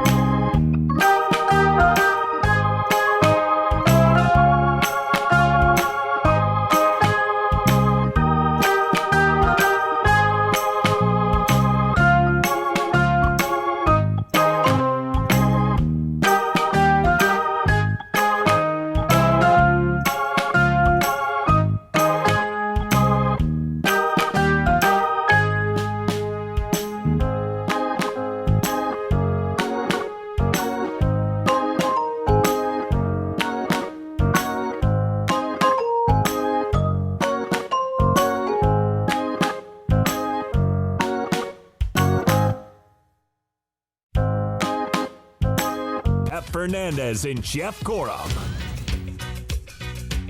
Welcome back to the Inland Sports Show on Fox Sports IE 1350 AM. We're brought to you by Ken Sporting Goods. More than 40 years in the IE since 1976 with all your sporting gear needs. Letterman's jackets? Of course they can do Letterman's jackets. They can do uniforms for your entire team. Maybe you just need a baseball mitt, a bat, shin guards for that big AYSO game. The Crickets taking on the Purple Ponies. You can do that too. The Crickets. At Ken Sporting Goods off the 15 freeway in Norco. NFL preseason games are underway. Saquon Barkley just ripped off a big run for the Giants. The first of probably many for the Giants. Did you see it, Jeff? No, I'm looking at the Bengals just scored off of Andy Dalton touchdown, but play is under review. Wait, do you have like the red zone over there? How did you see that? Don't you worry about what I have over here. But I have it all. I can tell you. What you want to ask me about a game, I'll tell you. What do you want to know? What? Give me a team. Did Jacksonville score? Did Cody Kessler have the touchdown pass? No. Riddle me that, Jeff. The Jags, Blake Bortles. The Saints are taking on the Jaguars. The Browns are taking on the Giants. So we get to see Saquon Barkley and Baker Mayfield. Has Baker Mayfield done anything? Baker Mayfield has. Let's see here. Hold on. That's who I want to see because I want to hear him sing as well. Well, they have. Oh, the Browns. Tyrod Taylor. He has not played. 2 for 2 for 36 yards. All right, so we may see the starters for a little bit in this game. Saquon Barkley, 37 yards on 3 carries. He had 30 on 1. We got some pretty good matchups. Baker Mayfield and the Browns taking on Saquon Barkley and the Giants. Another one tonight, Steelers and Eagles. It sounds good, right? It's a preseason game, but it sounds good. Carson Wentz, I don't believe, is going to play in this game. It'll be your guy, Nick Foles. Nick Foles. Who else? We got the Panthers and the Bills. Our guy, Kenyon Barner, remember, won a Super Bowl championship with the Philadelphia Eagles, the pride of Notre Dame High School in Riverside, now with the Carolina Panthers. So we'll hopefully get to see him for the first time. Actually, again, he was with Carolina a couple of years ago, but now he's back. Yes, just started. 8 minutes left in the first. No score with the Panthers. Bills. Oh, wait, something just out. Never mind. Passing touchdown. Looks like it was 65-yard pass. Well, 6 games kicked off at 4 p.m. So it's a very busy Thursday night, Jeff. Coming up at 4:30 in just about 5 or 6 minutes from now, New England's going to take on the Redskins. There's no chance Tom Brady plays, right? No chance. I don't think he even takes a single snap in this game, if you're asking me. No. I would have to say no. And, of course, we got the Rams and the Ravens. That's also coming up at 4:30. Titans taking on the Packers. We're talking about our guy now, Kenny Clark, the pride of Carter High School. Jamal Williams, the running back for the Packers out of Summit High School. Aaron Rodgers, he said they were piss poor, his receivers. Let's see if they're any better tonight. Step your game up. Yeah, he might get a series in. I know he's upset with his new receivers. That one's at 5. Texans and Chiefs at 5:30. Cowboys and 49ers, 7 o'clock tonight. And Andrew Luck and the Colts will take on the Seattle Seahawks. That's the one I'm looking forward to seeing. Of all those games, that's the one you want to see the most. Yeah, because I want to see if Andrew Luck still has it. I mean, you look at guys that right now in the NFL, the most skilled quarterbacks, Andrew Luck has got to be at the top of your list. But, man, he hasn't thrown a football in over a year and a half. He was throwing Nerf footballs until about a month ago. I just want to see if the guy can still move, see if that shoulder's better, because with knee surgeries, hip surgeries, all work out pretty well, but you just don't know about shoulder surgeries. And that's the big question. They had to rebuild everything in there. I just want to see if he can throw the ball. Sounds like he's been throwing with no restrictions. Like he's been good, but how durable now is he going to be going forward? Can he take some hits and stay in the game? So we're going to find out, but it'll be kind of fun to watch Andrew Luck tonight taking on the Seahawks. The one I want to see is the one that's going on right now is the Browns and the Giants, because you got the top 2 picks, right? You got Saquon Barkley. You got Baker Mayfield, the number 1 overall pick, the quarterback for the Browns. He will get in there. Tyrod Taylor got the start for Cleveland, as he should, right? He is the starter. And I think Hugh Jackson has even said that, the head coach of the Browns. But I want to see Baker Mayfield out there. There's something Brett Favre-ish about him. He's able to make plays, right? A little dangerous, makes plays. Yeah. A little cocky. Definitely cocky. Yeah. He's like Johnny Football, but less cocaine. Less Johnny Football. Yeah, less drugs, less drinking. Yeah. Hey, it's Johnny Football. He's playing this week, isn't he? Played last week, too, and he was awful. Oh, he was garbage. But Montreal's bad. The Alouettes are really bad in the Canadian Football League, so Johnny Football should play again. Do you think Johnny could score on the Expos? On the Expos? Yeah. Probably. Yeah, well, maybe they should play the Expos instead of... Probably. Yeah, or the Blue Jays. Yes. At least the Blue Jays are still around. Yeah. My logic professor would say, that's an unknowable fact, Jeff. You can't say that. Yeah, that's true. That's unknowable. Yeah. All right. Who wants to hear Baker Mayfield sing? Raise your hand. Me. All of you guys. Good. Okay. Baker Mayfield, of course, we're all watching Hard Knocks, and it looks like the Browns are going to be a mess again. But they do introduce all their players. They come up. They talk about themselves. They do a little sing and dance. And here was Baker Mayfield during his little sing and dance with the Cleveland Browns. Oklahoma. He's got a good Somebody beard. give me a song. They'll join in. Start singing. They'll join in with you. Country road, take me home. Help him out, boys. To the place I belong. Oh, he's really wanting people to sing with him. Nobody. No. Mountain mama, help him out. Country road. He needs to go sit in that RV. Help him out. That was it. He looks pudgy. A little bit. I mean, pudgy. Yeah. Got that ugly beard. But nobody bailed him out. Like, even the head coach was like, come on, guys. And everyone's like, no. Look at the song, Troy. I'm not jumping in there. It's just a bad locker room. I mean, just watch it. It's just, like you said, it's something disconnected between the players, the coaching staff, and everybody. It's just a weird dynamic. I'm going to watch the Browns. What can Brown again, do like for we said you? yesterday, do you think HBO is going to go to a team that has no issues, no drama? I mean, we're talking about a team that's 0-16. But they went to the Rams last year. It was garbage to watch. I couldn't even watch it. I hope this has a little. Hugh looks like a ding dong. I'm going to be honest with you. We were talking. Man, they just seem disconnected for an NFL team, disorganized, unprofessional. Did you hear that one guy who was giving financial advice? He said you could make millions and millions of dollars. Yeah, it made sense. It made sense, but he sounded like a trucker. I thought my kid could have watched. I'm like, watch these football guys. As soon as I heard the first F-bomb, I went, boop, turned off the TV. I'm out. There was another trending piece from that Hard Knocks where one of the players pretty much laid out that 2 hours a day on Instagram equals 1 month of the year. It was the same guy. Yeah. And then the guy goes, what's wrong with that? Yeah. And it just got, the guy that was explaining it just blew his mind. Like, what do you mean? What do you mean what's wrong with that? He's like, don't you want to get yourself better? Right. That's what he said. It kind of explains the Cleveland Browns. What do you mean I can't play video games all day? Oh, he also was like, I'm on the Browns. Isn't he a Taylor Swift guy too? Yeah, he was. He meant Taylor Swift. Yeah, same guy. What's the last name? Nassib? Something like that? Yeah. He's like a defensive end. Yeah, get out of here. Sounds about right. He makes $12 like every other Brown. They look like a mess. All right. Invest your $12. You'll make $58 in 7 years. Okay, thanks. The Browns. They got to earn their stripes. Yeah. They took off all those brown stripes. Yes, they and did. if you earn them, they'll put that brown stripe back on there for you. I've earned a lot of brown stripes. When we come back, we got breaking news. If you're a Dodgers fan, you don't want to miss this. If you're a Quakes fan, you want to go to their game on Friday. We got breaking news. Nobody has this story. Nobody. I don't think so. No, we're going to break it. When we come back, the voice of the Quakes right here on Fox Sports IE 1350 AM. Mike Lindskog will join us on your favorite show, the Inland Sports Show, Fox Sports IE 1350 AM.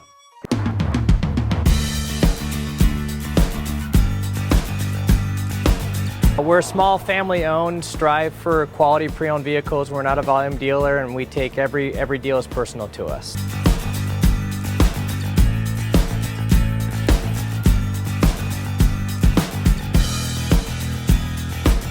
We're a low-stress environment. We're not a pressure sales house. If you want to shop us, you're more than welcome to shop us. We have, like I said, great rates, competitive financing, a lot of one-owner, clean Carfax, clean title vehicles.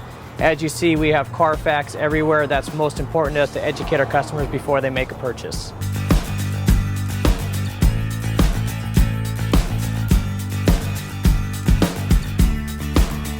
We're right off of Ontario, right off a couple exits off the 15 freeway, off Cajalco, off El Cerrito, and we're right on the main drag going into Dos Logos and the crossings.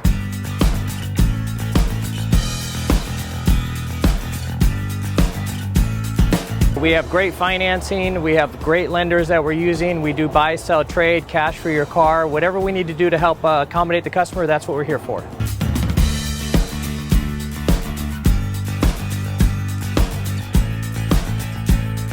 We have a little bit of everything. We start at about $69.95 and go all the way up to $100,000. We have Escalades, we have commuters, we have pickup trucks, we have Jeeps, sport utilities, and if we don't have it, our specialty is finding you exactly what you're looking for.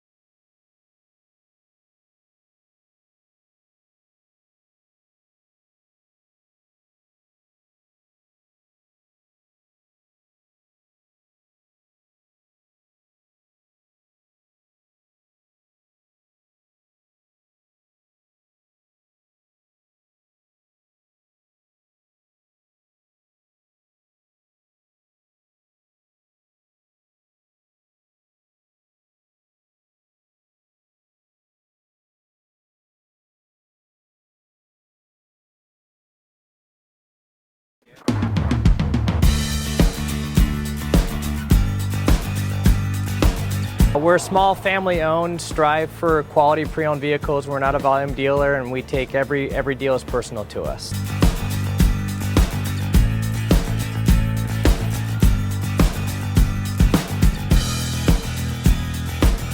We're a low-stress environment. We're not a pressure sales house. If you want to shop us, you're more than welcome to shop us. We have, like I said, great rates, competitive financing, a lot of one-owner, clean Carfax, clean title vehicles. As you see, we have Carfax everywhere. That's most important to us, to educate our customers before they make a purchase.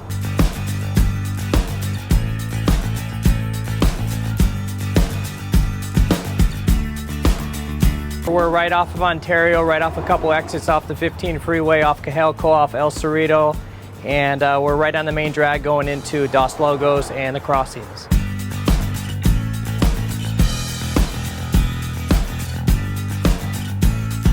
We have great financing, we have great lenders that we're using. We do buy, sell, trade, cash for your car. Whatever we need to do to help accommodate the customer, that's what we're here for.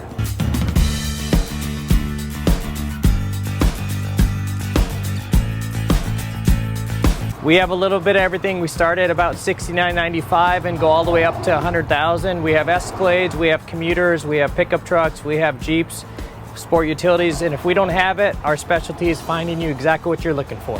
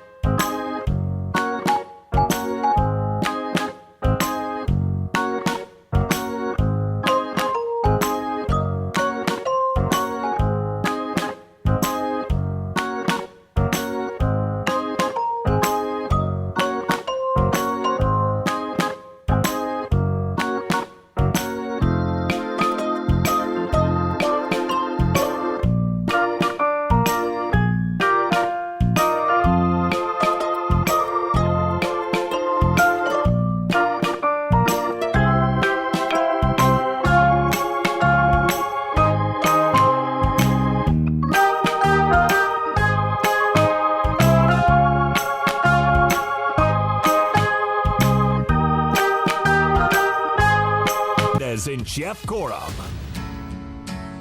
Welcome back to the Inland Sports Show on Fox Sports IE 1350 AM. This segment brought to you by Catalano Motors in Corona off of Temescal Canyon Road. Right now, when you mention the Inland Sports Show, you get $500 off, but only at Catalano Motors in Corona. Visit them online, CatalanoCars.com, and then go check out all the cars with your own eyes. Catalano Motors off Temescal Canyon Road in Corona. Right now, we go to the Spoiled Quick Quality Oil Change Celebrity Hotline. He loves the Quakes, he loves baseball, he loves pizza, and he loves birds. Mike Lindskog. Mike, how are you today? I'm flying high. That's flying high. Yes, you are. Mike, listen, we've got some big news going down with the Quakes, and all you Dodger fans out there should pay attention to this as well. We're going to have a Dodger in the house on Friday, right? Super excited to be able to bring this to you guys on the show here. Yeah, Julio Urias, who we've talked about a little bit here and there as far as, oh, gosh, that's a guy to maybe keep an eye on for the Dodgers to add potentially to their bullpen in September. He's, of course, been progressing with some innings in Arizona here over the last several weeks. Doc Roberts has deemed him, along with the medical staff, obviously, good to start rehabbing. And so we will see Julio Urias. He is scheduled to appear and pitch for the Quakes on this Friday. So tomorrow night, 7:05, we are super excited to welcome back former Quake and Dodger, hopefully on the way back to the bullpen to help with a September push. Julio Urias, super excited. Hey, Mike, correct me if I'm wrong, but, the Dodgers have had their fair share of injuries this season, a lot with their starting pitchers. I I almost feel like Julio Urias was the guy that almost got forgot about. Like, oh yeah, he's still coming back. I mean, he could be on the Dodgers when they call up all the guys up in September. I mean, he could be a huge addition here for the Dodgers for this playoff push and trying to win a 6th straight NL West title. You know, when they're grading these prospects as they're coming through the minor league system, you know, for some of these would-be starters, they always assign, you know, a number to them. Oh, he's got a ceiling of a number 3 starter, but he probably profiles as a 4 or a 5. Oh, that guy's got number 2 starter stuff, but right now he's probably just a 3 or a 4. You know, there's always things like that they say. Julio Urias, I think, coming through here, maybe with the exception of the guy whose bobblehead we're doing on Friday at the Quakes as well, Walker Buehler, Julio Urias has always been regarded as a number 1 starter in the big leagues. I don't think it's realistic to expect him to get there in September. Maybe not ever now, just based on the injury history that he's had over the last couple of years. But he is still a phenomenal athlete and pitcher with exceptional stuff. You know, a Clayton Kershaw-esque type curveball, and it's going to be a lot of fun to watch him on the road, hopefully to recovery. And again, like you just suggested, I mean, the Dodgers are looking for pieces. And again, just with the innings limits that I know they're going to restrict him to, I don't think there's any scenario that would suggest that he's going to make the rotation. But, you know, having an outstanding left-hander to be able to come out of the bullpen and dominate some big left-hand bats in the playoffs and down the line in September. Because, again, at this stage last year, it was a no-brainer they were going to win the division. You know, they had a 10-game lead. They had a little bit of a rough stretch. The Diamondbacks got hot last year. But the division was never in doubt. This year, you know, they're going to need guys to step up. You know, it's not going to be just, you know, oh, let's blow out the 40-man roster and let all these kids play in September. They're going to need to win those games based on where they are in the division right now. So having a guy like Julio Urias that could potentially come in and get big outs down the stretch, I think it's huge. Lindskog, you have a possibility here. Is Ryu going to make another start with the Quakes? I don't know. I don't foresee that happening based on the information that I'm hearing. Now, he, of course, started for us a week ago tonight. That would have been last week he started for us on Thursday of last week, and he dealt. And then just a couple of days ago, he actually pitched for AAA Oklahoma City. They were actually out west, so it wasn't a huge flight for him. You go back to the state of Oklahoma. They were actually in Reno playing the AAA Reno Aces. So Ryu pitched very well. I think he threw 71 pitches over, 5 innings or whatever. And I know Dave Roberts said that they were real happy with how he did. They're actually talking about Ryu's timeline, potentially activating him for the Major League club here for his next start. I think that's a little unrealistic, but I mean, I heard Doc Roberts say that. Doc's saying it. That's certainly good enough for me. But again, I think that if they don't assign him to the big leagues, I think word was that he was going to pitch in AAA. But again, plans change. We're never married to one idea here. We're always pretty open-minded here. Yeah, I was hoping you could have had Ryu and Urias in your lineup. How great would that have been? That might have been the best pitching lineup in all of minor league baseball. Let's do it. Let's do it. A couple of wicked left-handers. We're talking with Mike Lindskog, the voice of the Rancho Cucamonga Quakes, right here on Fox Sports IE 1350 AM. Mike, listen, we're coming down the home stretch here. I know the Quakes have already clinched a playoff spot, obviously, as the first half champions, but there's no complacency, right? I mean, these guys want to finish off strong and get some momentum going into the Cal League playoffs. Yeah, they gotta get it figured out with the team that they currently have. It seems like all the changes and not a lot of injuries this year per se. It's really been promotions and obviously trades that have hurt the squad this year rather than injuries. And usually you have to deal with all three just because, being a Dodger affiliate, they're never looking to add to their minor league, high A team. They're always looking to take away so that they can, add pieces at the big league level. So I think right now what you're seeing with the Quakes, who have lost 5 of 6, is just a bit of a bad stretch, obviously. That goes without saying here with 5 of 6 in the loss column. But these guys are going to find themselves, they're going to reestablish chemistry with the guys that they've got. We've got a new player who's basically got just about 2 weeks' worth of experience. He had a monster road trip. He's going to be named Cal League Player of the Week just based on already 3 days of action. Carlos Rincon, who hit just 7 home runs at Great Lakes. He's a 20-year-old, big Dominican kid, a lot of potential, a lot of power, but he only hit 7 home runs over 81 games in the Midwest League. He's got 6 home runs in 2 weeks here, including 5 in the last 3 days He's had back-to-back multi-homer games. Some of the balls have gone, well over 400 feet, and he's an animal right now. And so him introducing into the lineup has been a good thing for sure. It hasn't necessarily translated into a lot of wins per se since he's been here. But again, they're going to find their groove again. And again, I really do think that we've got as much talent as anybody in the California League, and that might be being modest for sure. Well, the Quakes have a rare Thursday night off. Back in action Friday night against Lancaster. Julio Urias of the Dodgers will be on the bump, so you don't have to wait to see him in a Dodgers uniform. You can see him right now with the Quakes come Friday night at Lone Mart Field. Mike, it's a night off. What are you doing? And just playing with your pet birds and taking your wife out to dinner? Like, what are you doing on an off night? Some of that, I just took my wife to lunch. Actually, she bought, so I guess, truthfully speaking, she took me to lunch. We went and had some Italian, which was fantastic. Mowed the lawn today. I got a haircut. Maybe we go to Bed Bath & Beyond, Home Depot. It's a busy day. Well, who's babysitting Andrew Chapman today? I don't know.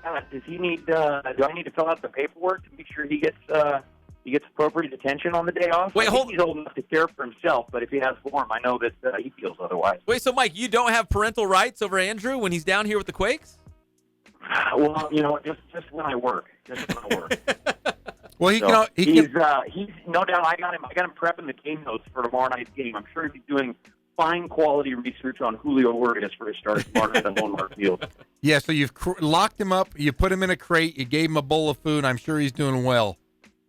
I also turned on the music for him. He likes music, so, Turn the TV on before we leave. He'll like that. Yeah, woof, woof. So, anyway, tomorrow night, Julio Urias also giving away Walker Buehler bobbleheads, 1,500 fans, and we do actually have seats available. So, I know some of those bobbleheads tend to sell out in advance. That is not the case for tomorrow night, so just want to make sure all the fans know that we do have some seats out there for tomorrow night. So good night to bring the family out and get there early if you want a bobblehead. A Walker Buehler bobblehead and Julio Urias from the Dodgers. It doesn't get any better than that. Mike, we always appreciate the time, brother. Enjoy your night off. Thanks for the platform, fellas. Much love. All right. Thanks, Mike. Thanks, Mike. That's Mike Skoggy Skog. Skogalicious, the Skog Dog, the voice of the Quakes. So he's not in charge of Andrew on the off days. I'm worried. I am really, really worried about Chappie. Take him to the park, buy him an ice cream or something. But no, I guess. Yeah, who's making his sack lunches? I just worry about it, him just wandering the streets. Man, that's my worst fear is to see Andrew Chapman wandering the streets of Rancho. He needs a little supervision. He's the young guy. Yeah, who's this? Yeah, somebody needs to take over. He can always come stay at my house. He's got to share a room with my 12-year-old. They can hang out. They can watch Nicktoons together and play some video games. Yeah, play Fortnite. Nicktoons. Eat some Otter Pops. I mean, real fun. Go talk to the girls in the neighborhood. Of course, why not? All right. As we continue out throughout the Inland Sports Show, we're keeping an eye on those NFL football scores. A lot of those games kicking off at 4 o'clock on the East Coast. A couple of those scores as we run through them here. Into the first quarter, Browns on top of the Giants by a score of 7-3. Remember, the Browns didn't win a single game last year, so it's just a preseason game, but the Browns might actually get a win tonight. They're up by 4 after the first quarter. In the second quarter, Panthers and Bills, they're all tied at 7 apiece. Cam Newton has already passed for 84 yards. Kelvin Benjamin. Now, here's the deal. Kelvin Benjamin played for the Panthers last season. He's now with the Bills. He already has 4 catches and the touchdown for the Bills. There's video. Did you see it already? Oh, yeah. There's video circulating right now all over social media and online. So Cam Newton went up to Kelvin Benjamin, not the other way around. Just shake his hand. Cam Newton approached Kelvin Benjamin. Kelvin Benjamin was having a conversation with somebody else. That other person obviously saw the awkwardness of the situation and backed off, right? Like, I'm out of here. So Cam Newton and Kelvin Benjamin were standing there talking, and Kelvin Benjamin just kept walking away from Cam Newton like he did not want to hear what Cam Newton had to say.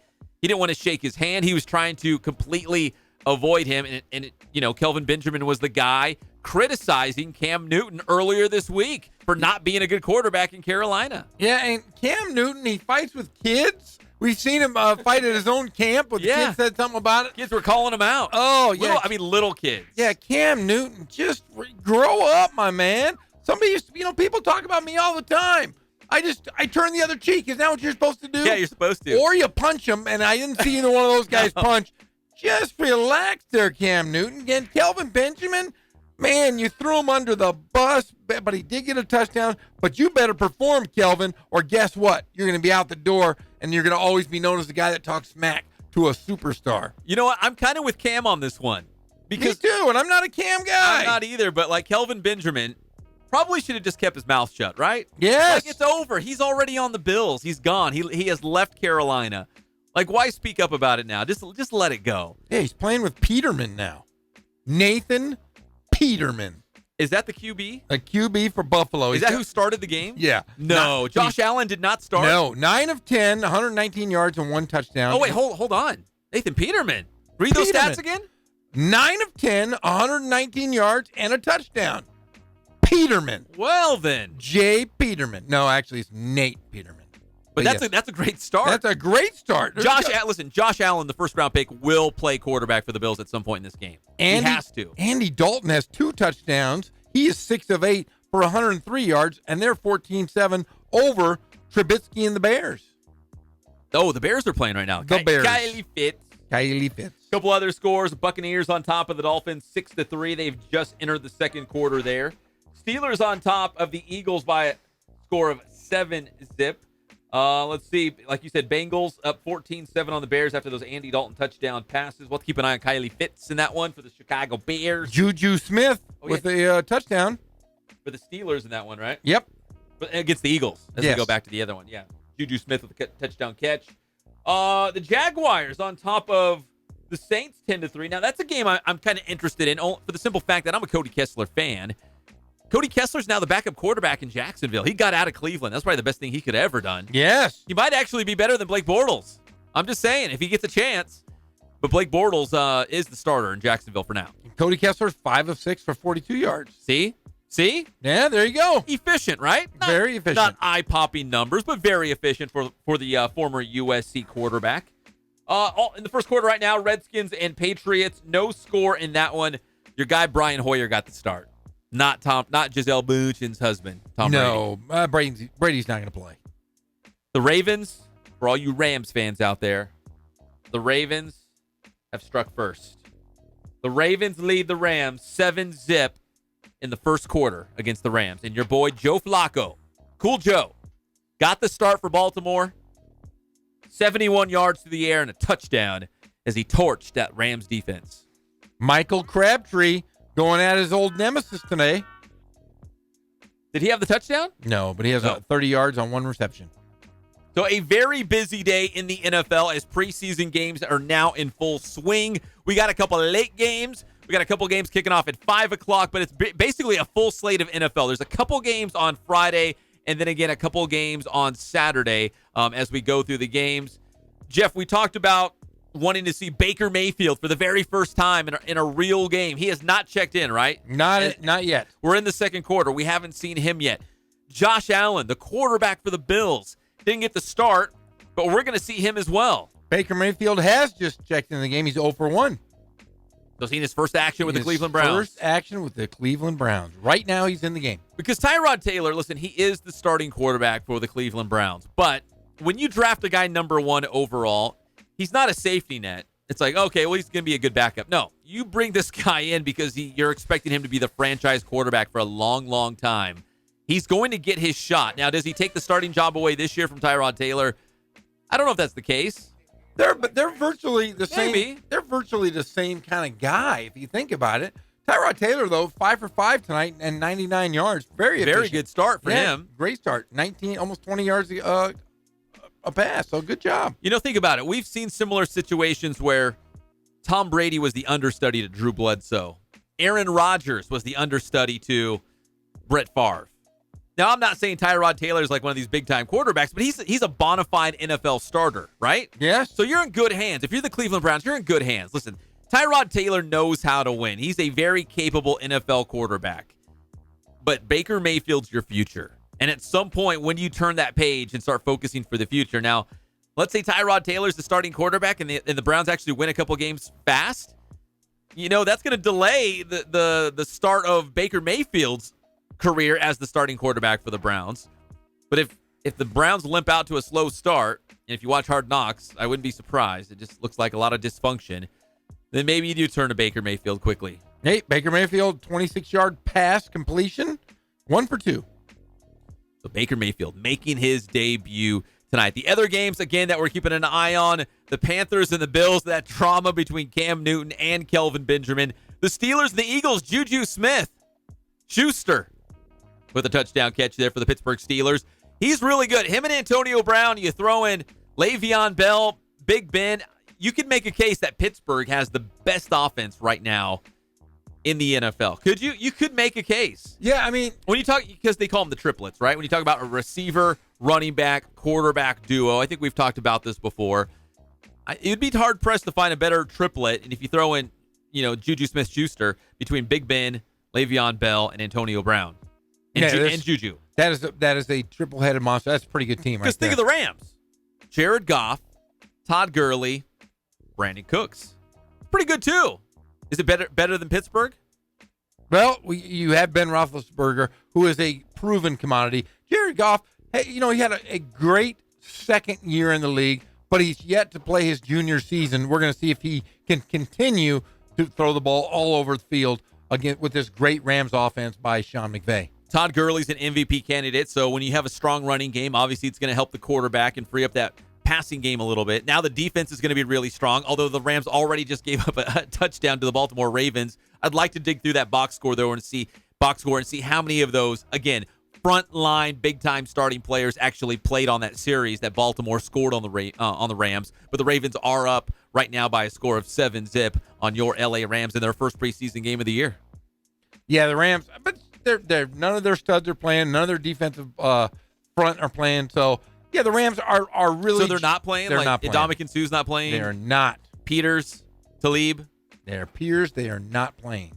I'm looking right now at their. It doesn't sound so bad now then if they did not start the game and they're not playing tonight. No. I think they're going to see if they can get something out of these draft picks, some of the guys they picked up in the offseason. Maybe guys that were further down the depth chart, give them an opportunity, and then you'll see them ramp it up in the third game here of the preseason. The Inland Sports Show is proudly brought to you by Boost Performance Training in Corona with Coach Ray Bass. Check out the website, boosttrainingsystems.com. Visit them on their Twitter and Instagram accounts and give them a follow, give them a like, because they're doing a lot of good things out there with local athletes, soccer, lacrosse. Of course they do football. Ray Bass was a big-time star at Centennial High School, so check them out. boosttrainingsystems.com. Boost Performance Training in Corona with Coach Ray Bass. When we come back on the Inland Sports Show, we've got the whole entire statement from Kawhi Leonard. It's not that long. I'm going to read it. Well, it'll only take a second, maybe 60 seconds. It's not that long, as he says thank you and goodbye to the fine fans of San Antonio and hello to Toronto. We'll be back at your favorite show, the Inland Sports Show on Fox Sports IE, 1350 AM. Crisco, Bardol, Vagisil. Any one of them will give you. How you guys doing? Coach Bass here with Boost Training. We're here at the BPC and it's summertime. We have another Boost Training tip for you. This tip goes out to all the football players. You spent the entire offseason getting strong, putting on weight, getting bigger. Now it's time to make that sports specific and turn it into power. So these next few tips are going to show you exactly how to do that. Let's check it out. Okay, so our first tip of the day is what's called a depth jump. And this is a great drill to turn strength into power that you want to hit as you start getting closer to the season for an off-season football player. So what Cruz is going to do, he's going to take a quick step off the box. He's going to hit the ground as quickly as possible, get up, elevate, and he's going to land on the higher set of boxes here. All right, he's going to have his hips flexed, arms extended. He's going to hold that for a second. He's going to step back down. Here we go, Cruz. Let's hit it. Get up. Nice. Wants to hold that position for a second. Take a nice and easy step down. Depth jump. Great drill to maximize power. There you have it. Now, we just showed you guys a depth jump.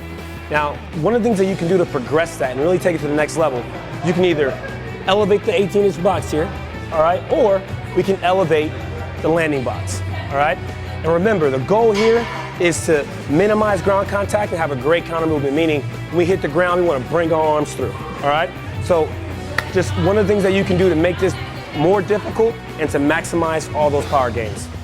So that's our Boost Training tip of the day. Thanks for checking us out again. And make sure you stay up to date with everything that's Boost. Check our schedules, check our videos at our website at www.boosttrainingsystems.com. Check out our Twitter at Boost_training and our Instagram at Boost Training. Grind hard, stay solid.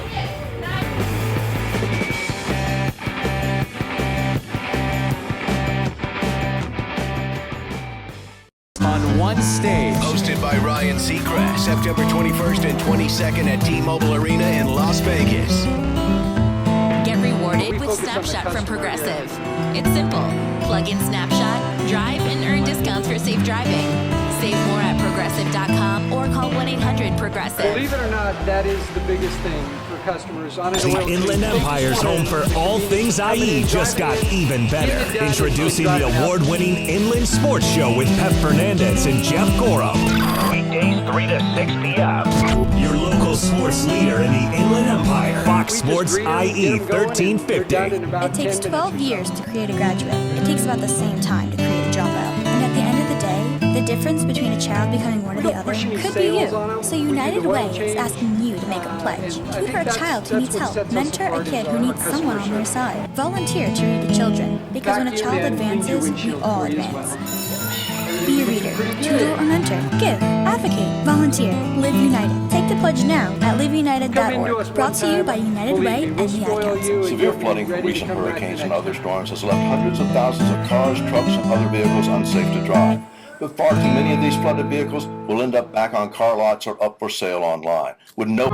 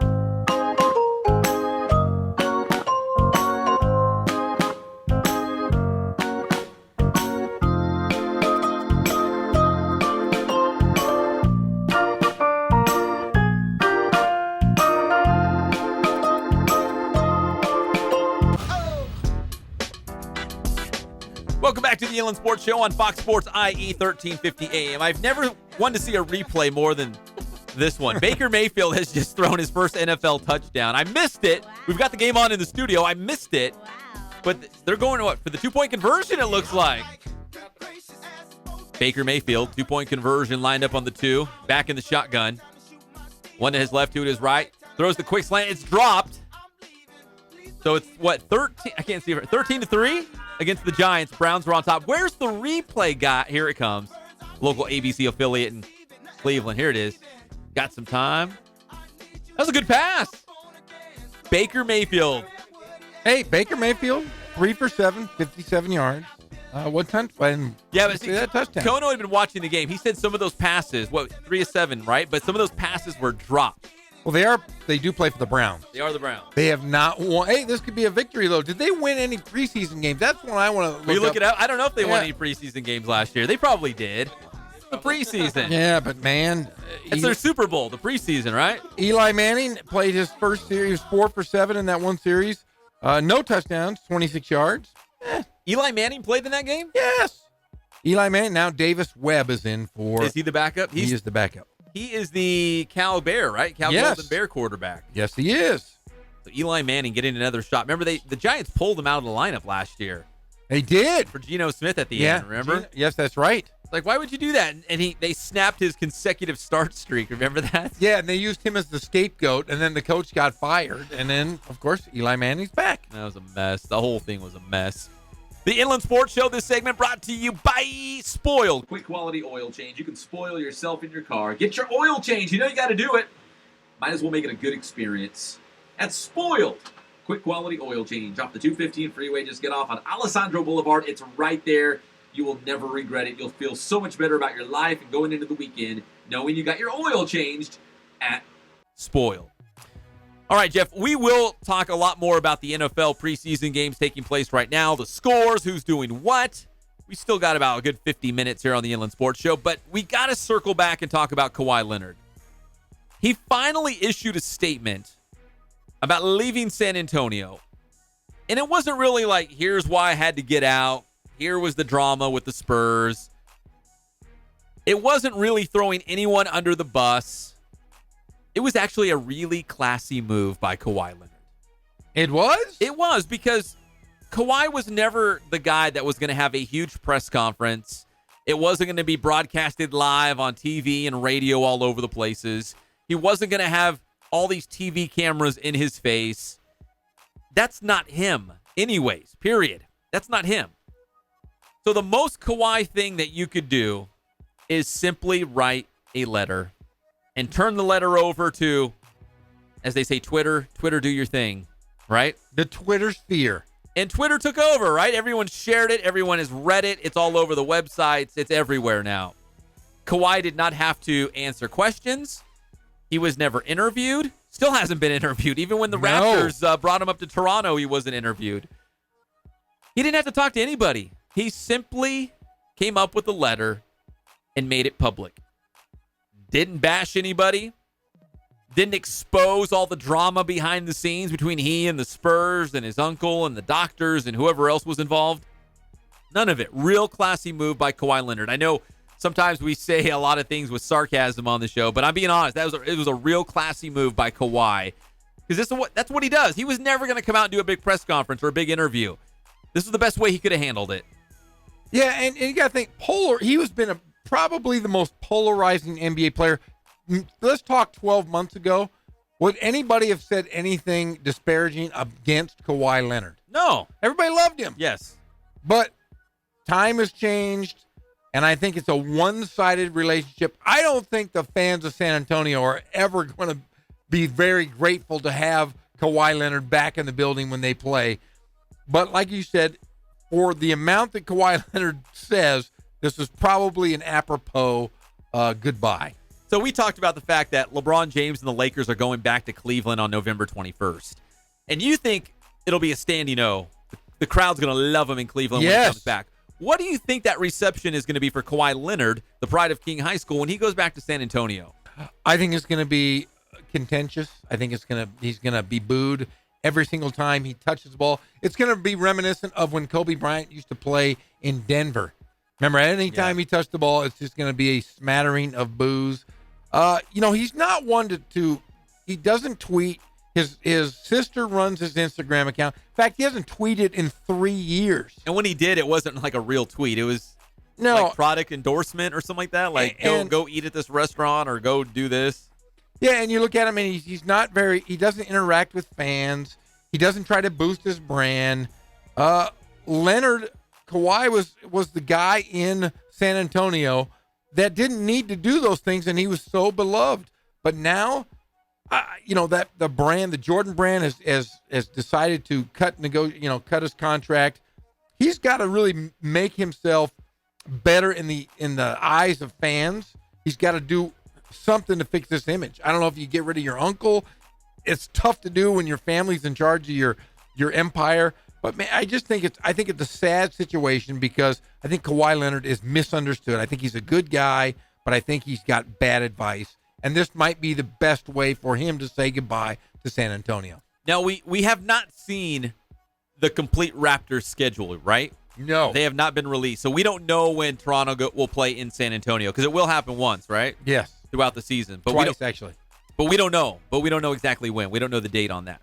But we do know Toronto is going to open their season at home on October 19th against the Celtics. That could be a preview of the Eastern Conference Finals. I think there's a real shot, Jeff, that could be the Eastern Conference Finals come next year. Yeah, it could. And the biggest thing I wish you could say for Kawhi Leonard is you just wish you could have communicated better with the fans, with everybody.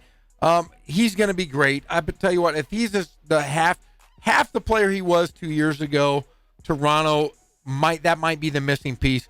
It like I said, it could be between Boston, Toronto, and Philly. That's a pretty good threesome right there. You're playing in the Eastern Conference.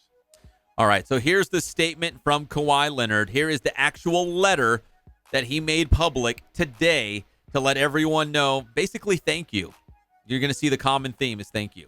All right, here we go. This is Kawhi, quote, I have been going back and forth the last few weeks trying to figure out the right things to say, and it comes down to two simple words. Thank you. My family and I want to say thank you to the entire Spurs organization and the people and the fans of San Antonio. Thank you to every one of my teammates I've played with over my 7 years in the NBA. Thank you, Pop. I'll always be grateful for my growth under your guidance. Thank you to the fans. There is not a more passionate or dedicated fan base than what I've witnessed in San Antonio. Through all the ups and downs, I'm glad there were many more ups. I'll never forget what we have shared and accomplished together. While I'm looking forward to the next chapter in my career, I will always remember the city and the people of San Antonio. Thank you. End of letter. Pretty good, right? Pretty classy. Good. Just classy. Just thank you. Didn't say, wow, it got really bad. I had to get out of there. Yeah, he didn't step out on the ledge and throw anybody under the bus. Maybe one day there'll be an all, expose, like a tell-all book or something. Who knows? But he could have said to the fans, I wanted to stay in San Antonio. You have no idea how bad it got. I had to get out of there. No, just simply thank you, man. It was a great run. It was a great ride, right? It was fun while it lasted. It was great. MVP of the finals, a championship he brought him. Defensive player of the year, right? Yeah, got one of those. And really the best two-way player in the NBA. You could arguably say he's the second best player in the NBA when he was at his peak, right behind LeBron James. A lot of people are talking, it's still Kevin Durant or it's the unibrow. But really, let's be honest here. He plays both ends of the court. He can shoot the three, and he's a good team guy when he does play. But it's been forgotten because of this past year. It's going to take a while to rebuild. Were you surprised at all that he specifically thanked Greg Popovich, the head coach? No, and I think they had a very good relationship. I don't think it was as contentious as people said. I think this had to do with, I think he just wanted to leave San Antonio. If you've ever been to San Antonio, and I'm not ripping the city at all, I'm not trying to, but it's a hard place to live, and it would be a very hard place to play. It's a great place to visit for a few hours, but really, San Antonio is not a place I'm sure he wants to be. He's a Southern California guy. He keeps a very small circle of friends, and I think his ultimate goal is to come back, whether it be with the Los Angeles Lakers or the Clippers. I just think he wants to get back to Southern California. And really, maybe it wasn't necessarily Pop, because you could maybe pin it more on, and again, we have no idea what exactly. Ownership. Exactly. We really don't know what happened behind the scenes, but you could probably pin it more so on the GM, management, the team doctors, more so than Pop. It wasn't like Pop was pushing him away. And the guys he's played with, they've kind of badmouthed him through this whole thing. Tony Parker, it was out. I mean, Tony Parker, if you think about the era of David Robinson and those guys, Tim Duncan, Tony Parker was a big part of that. He was married to a movie star, for gosh sakes. He was a big part, and now he is gone. I think they got rid of him, hoping to keep Kawhi Leonard. But I think when you play with teammates, and I know Kawhi to an extent. He's not he's not a guy that was going to go out and party. He's not one of those kind of guys. Tony Parker wants to be in the spotlight. Manu Ginobili wants to be in the spotlight. But when you have Tim Duncan leave, that changed the entire dynamic of the team, and he had to be the leader. I don't know if he's that kind of leader. He might be a leader on the court, but he's not a vocal leader. No. We know that. It's just his personality. For better or for worse, it's just his personality. And I've played with great players, and you expect the great players to be kind of egomaniacs. That's just how you play. You play with an intensity. You play with an arrogance. Kawhi Leonard just plays the game of basketball. He plays it very well, but he's not like a LeBron James, a Michael Jordan, a Steph Curry, any of those guys. He has the mindset of a team guy. And I think for San Antonio, and I'm not trying to defend Tony Parker here, but they probably got sick and tired of having to answer all the questions about Kawhi, and Kawhi wasn't there. You know what I mean? Oh, very much so. You show up at a practice or a shoot-around before a game, and all the questions are going to be, have you seen Kawhi? Has he been around? Has he been working out? Does he say he feels good? When you know if he's going to come back? Like, probably every single day you're fielding those questions, and Kawhi's not there. It's not like he could, quote-unquote, take the bullet for the team. It's not like he was there saying, all the media flocking to Kawhi so they could talk to him directly. No, they're going to Tony Parker and Manu Ginobili and the other guys on the Spurs to try to find out what's going on, because nobody knew what was going on. They probably got tired of having to do that day after day after day. And it's really hard when you have a guy that doesn't talk. No. I'm sure he doesn't talk to his teammates. He was a great player at San Diego State. I know guys that coached him. They said he was a pleasant guy to coach, but he's not a rah-rah guy. Never has been. Just goes out and plays. It's a complete opposite of your NBA superstar. Well, if you go to the Inland Sports blog right now, inlandsports.wordpress.com, we have the entire Kawhi Leonard letter. You can read it for yourself. But basically, one big thank you to the city of San Antonio, the Spurs, their fans, Greg Popovich. It was a great ride, but now it's over. Now it's on to Toronto. When we come back here on the Inland Sports Show on Fox Sports IE 1350 AM, Jeff, this is something we touched on yesterday, and it's worth revisiting because now we're getting a little bit more insight. So the NCAA has some new basketball rules in terms of getting agents and entering the NBA draft. Sounds like the NBA was caught off guard. It sounds like USA basketball was caught off guard. Like nobody knew what they were doing. Nobody. And this is making it more convoluted. And this is why I think we'll talk about this. The NCAA is they need to revamp their business plan, because I think there's going to create more problems than helping. I think really we'll get into this. I think they were looking out for their own butt. Yes. Basically what this is. Like, man, we're going to get bypassed. We're going to get the raw end of this deal with guys, coming to college, leaving college early, going to the NBA. We got to get in front of this, try to do what's best for us before we get left with the scraps. I think that's what they were doing, but we'll get into that as well. So we'll talk about those NCAA rules. Also, the NFL scores. Baker Mayfield already has a touchdown pass for the Cleveland Browns. We'll talk about that and other score updates as we continue your favorite show, the Inland Sports Show on Fox Sports IE 1350 AM.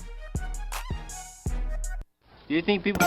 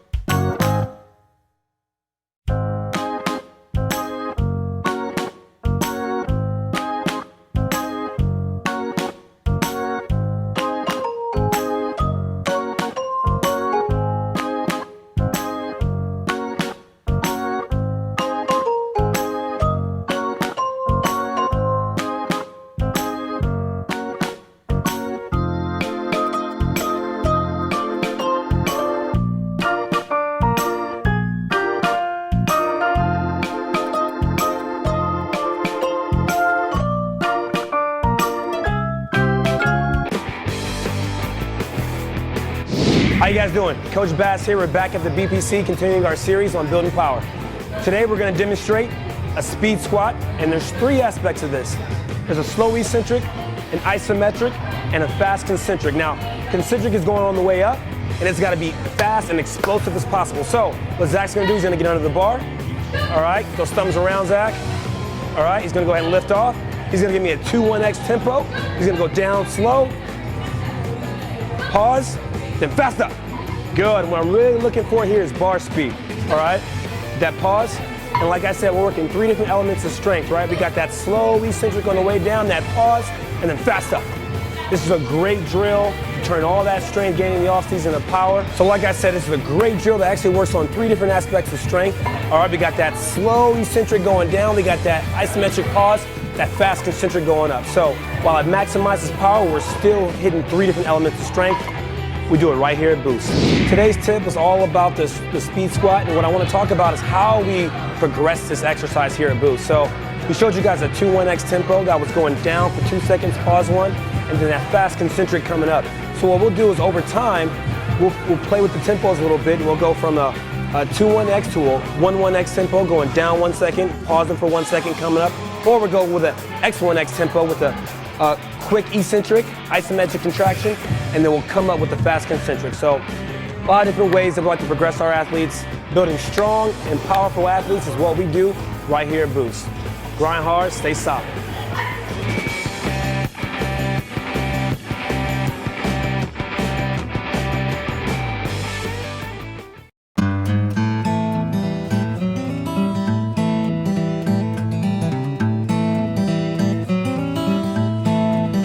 Focus on the customer here.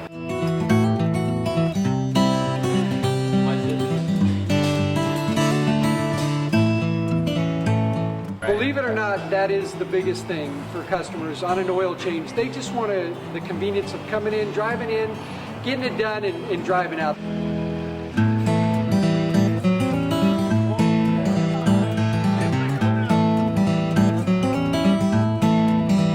Just greet them, get them going, and they're done in about 10 minutes or so.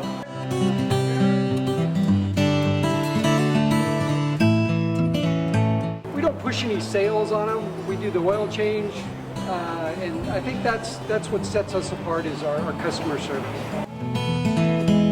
Vacuumed and cleaned your windshield for you as well. Everything's looking pretty good. Come into us one time, believe me, we'll spoil you and you'll be ready to come back the next time.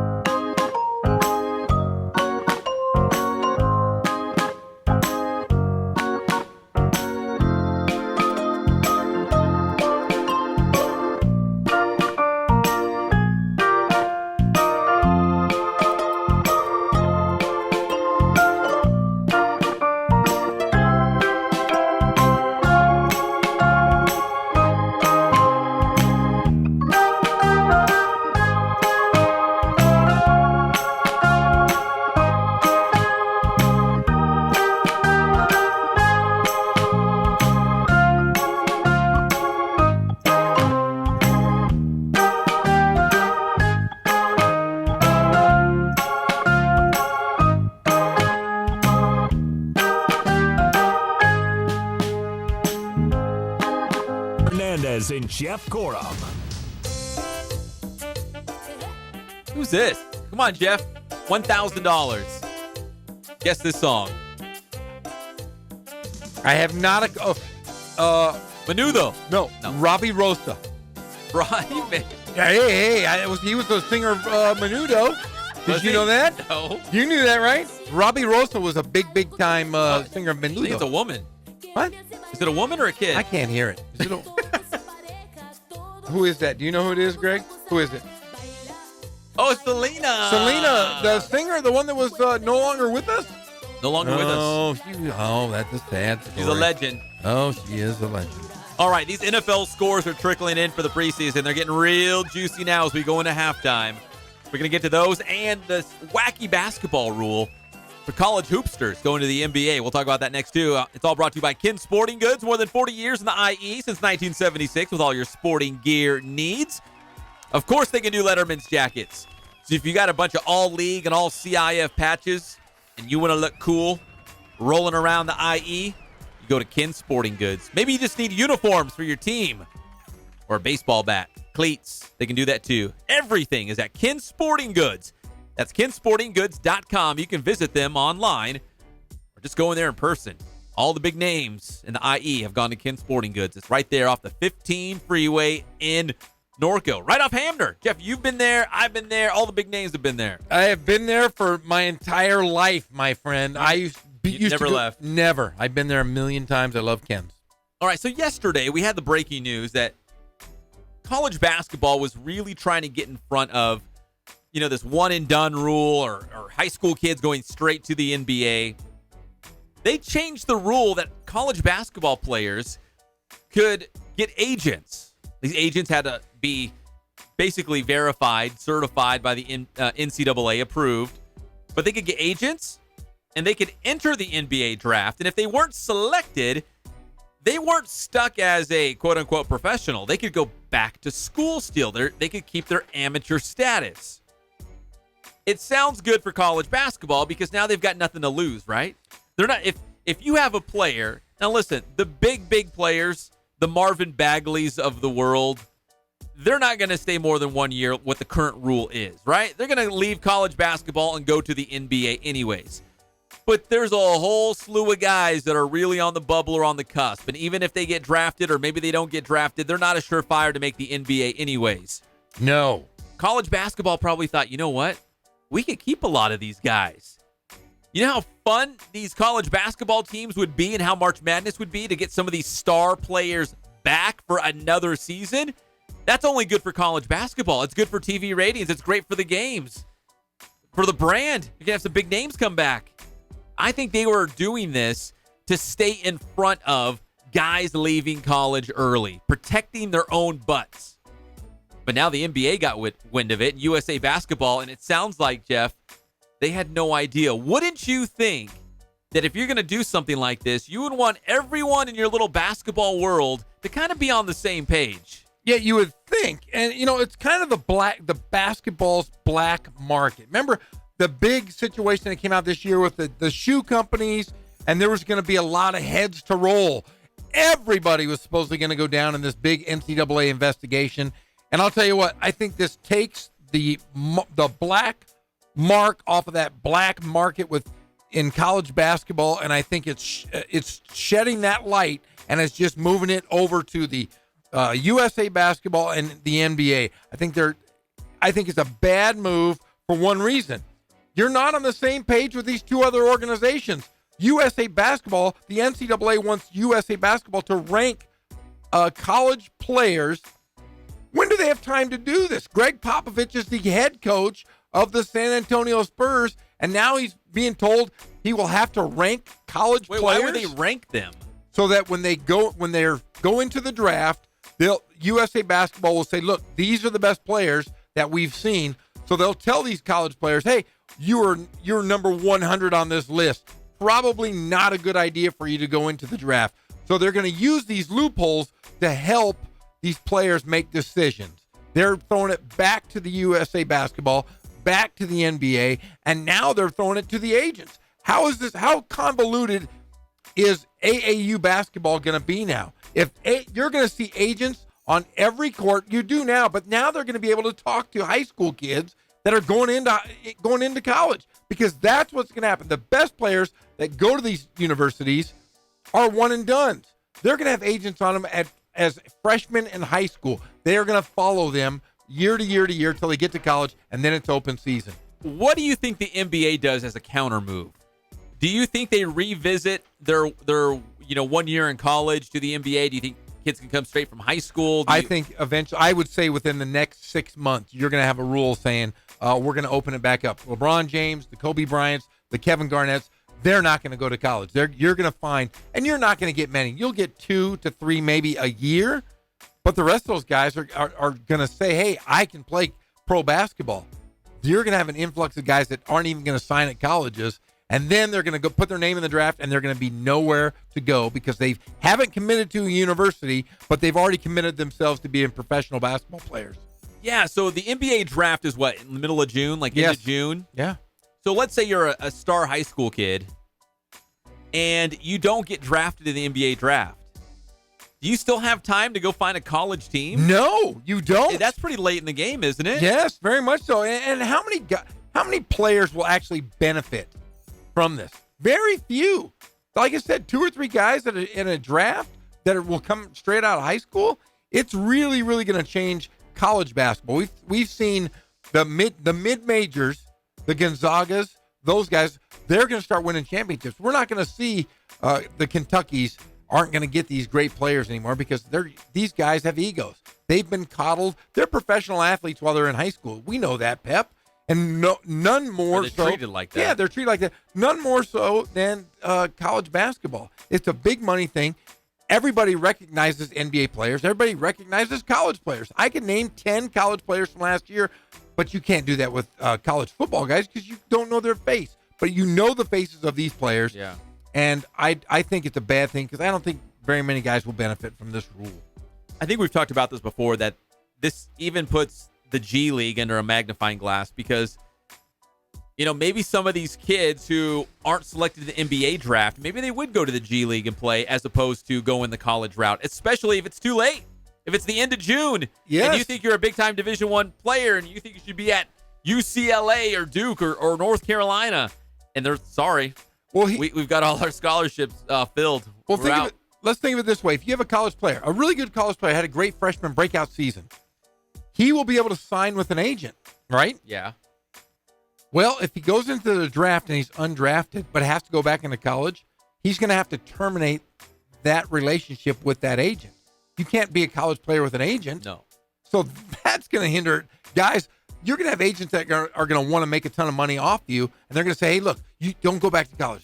We're going to get you overseas. But they're approved by the NCAA. I don't know what that means. It means that they've been bonded. They've been vetted, right? They're somehow, lawyers. Yeah. Most of them will be lawyers. But those guys aren't going to let those guys go easily back to college because they have spent money, just to get these guys to the combines. They're going to give them cars. They're going to give them rings. They're going to give them jewelry. Travel money, right? They're going to give them everything. Said, the workouts, the combines, all those different things for the the specific NBA teams. Yeah, how will that be recouped?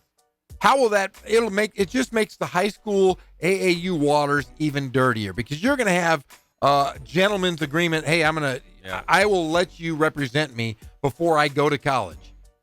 What happens if you give that guy so much money? It's just going to make it worse. Some of these teams, the old UNLV teams of Tarkanian, you're going to have a couple of these programs that will eventually go down because they're going to be all represented by the same guy.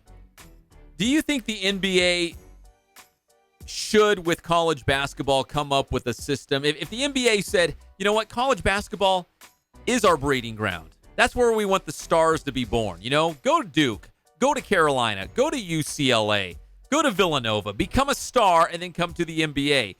Do you think all along they should have been in line together and all been on the same page? Like right now we have the one and done rule, but maybe they change it. Maybe it's a 2 and done rule.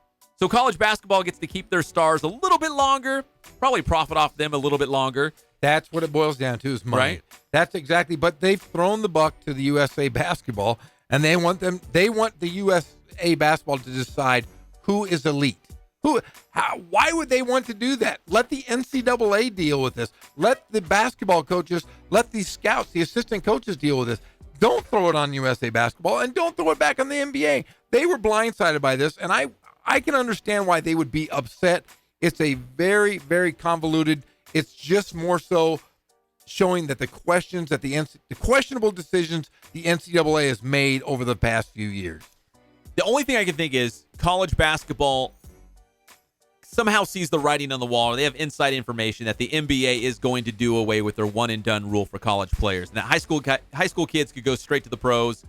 I don't know what that looks like, but whatever, the rule's going to change. Maybe they were trying to just stay in front of it and say, you know what? We're going to make it so enticing for college kids that they're not going to say no. You come play college basketball, and you go to the NBA, and if you don't get drafted, you just come back. There's no harm, no foul, right? Like, there's no losing here. They're probably making it such a sweet deal that these top high school kids will want to go to college because it's a win-win. There's no fall. There's no bad fallout from this, because you either play for a really great college team or you get drafted. But if you take away the one and done, and you tell these kids, hey, you can get an agent and be a pro. How many guys, great high school players, or who they think are great high school players, how hard are they really going to work to go to college if they think they're going to go straight to the pros? That was the problem before, is you had guys that couldn't qualify, and community college basketball was so good in the United States, but it was just a murky situation. They've cleaned up JC basketball. They've given scholarships outside of the state of California. What is the NCAA really doing? It's just giving itself more power, more money, because these kids will come back and they're just going to continue. Hey, this guy was in the draft. Yeah. It's just more money. It just seems selfish, like we've seen over the past 30 years from the NCAA. Very fluid, but it sounds like the NBA is on the verge of changing some of their rules in terms of high school kids or the one and done rule.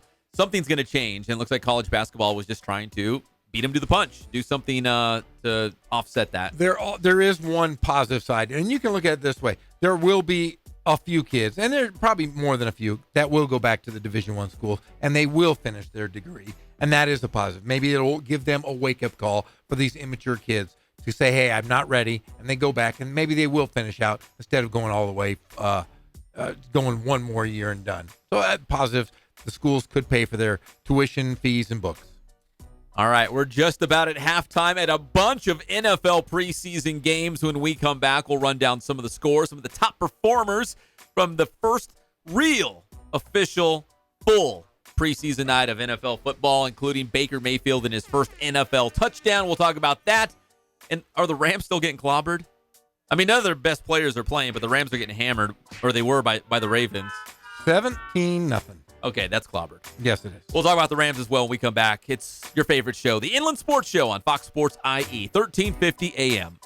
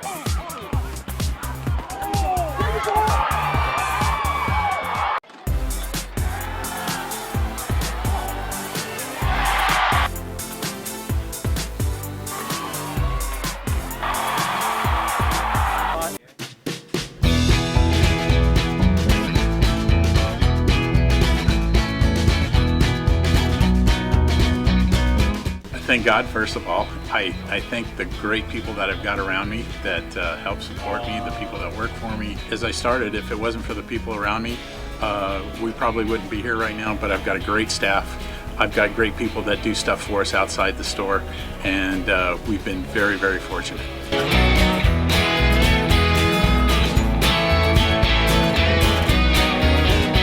Our service is impeccable, and we just keep trying to get better every year.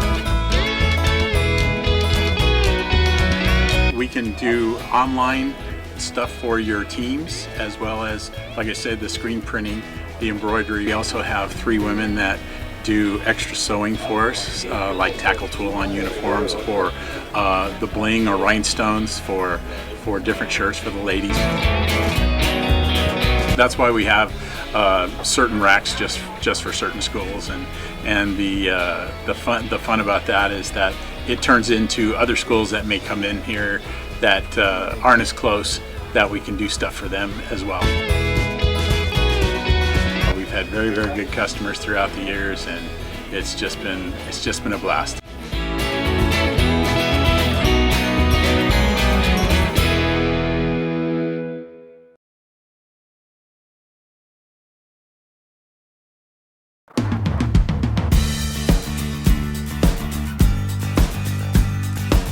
We're a small family-owned, strive for quality pre-owned vehicles. We're not a volume dealer, and we take every deal as personal to us.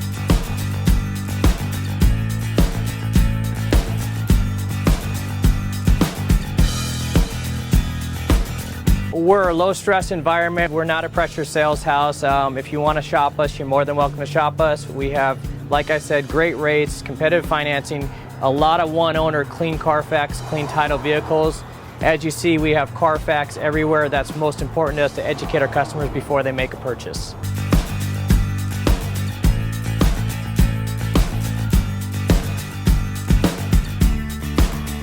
We're right off of Ontario, right off a couple exits off the 15 freeway, off Cajelco, off El Cerrito, and we're right on the main drag going into Dos Logos and the crossings.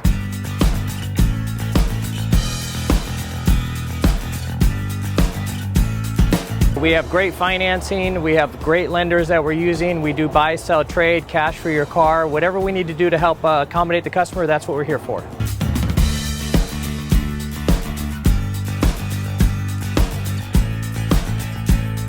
We have a little bit of everything. We start at about $69.95 and go all the way up to $100,000. We have Escalades, we have commuters, we have pickup trucks, we have Jeeps, sport utilities, and if we don't have it, our specialty is finding you exactly what you're looking for.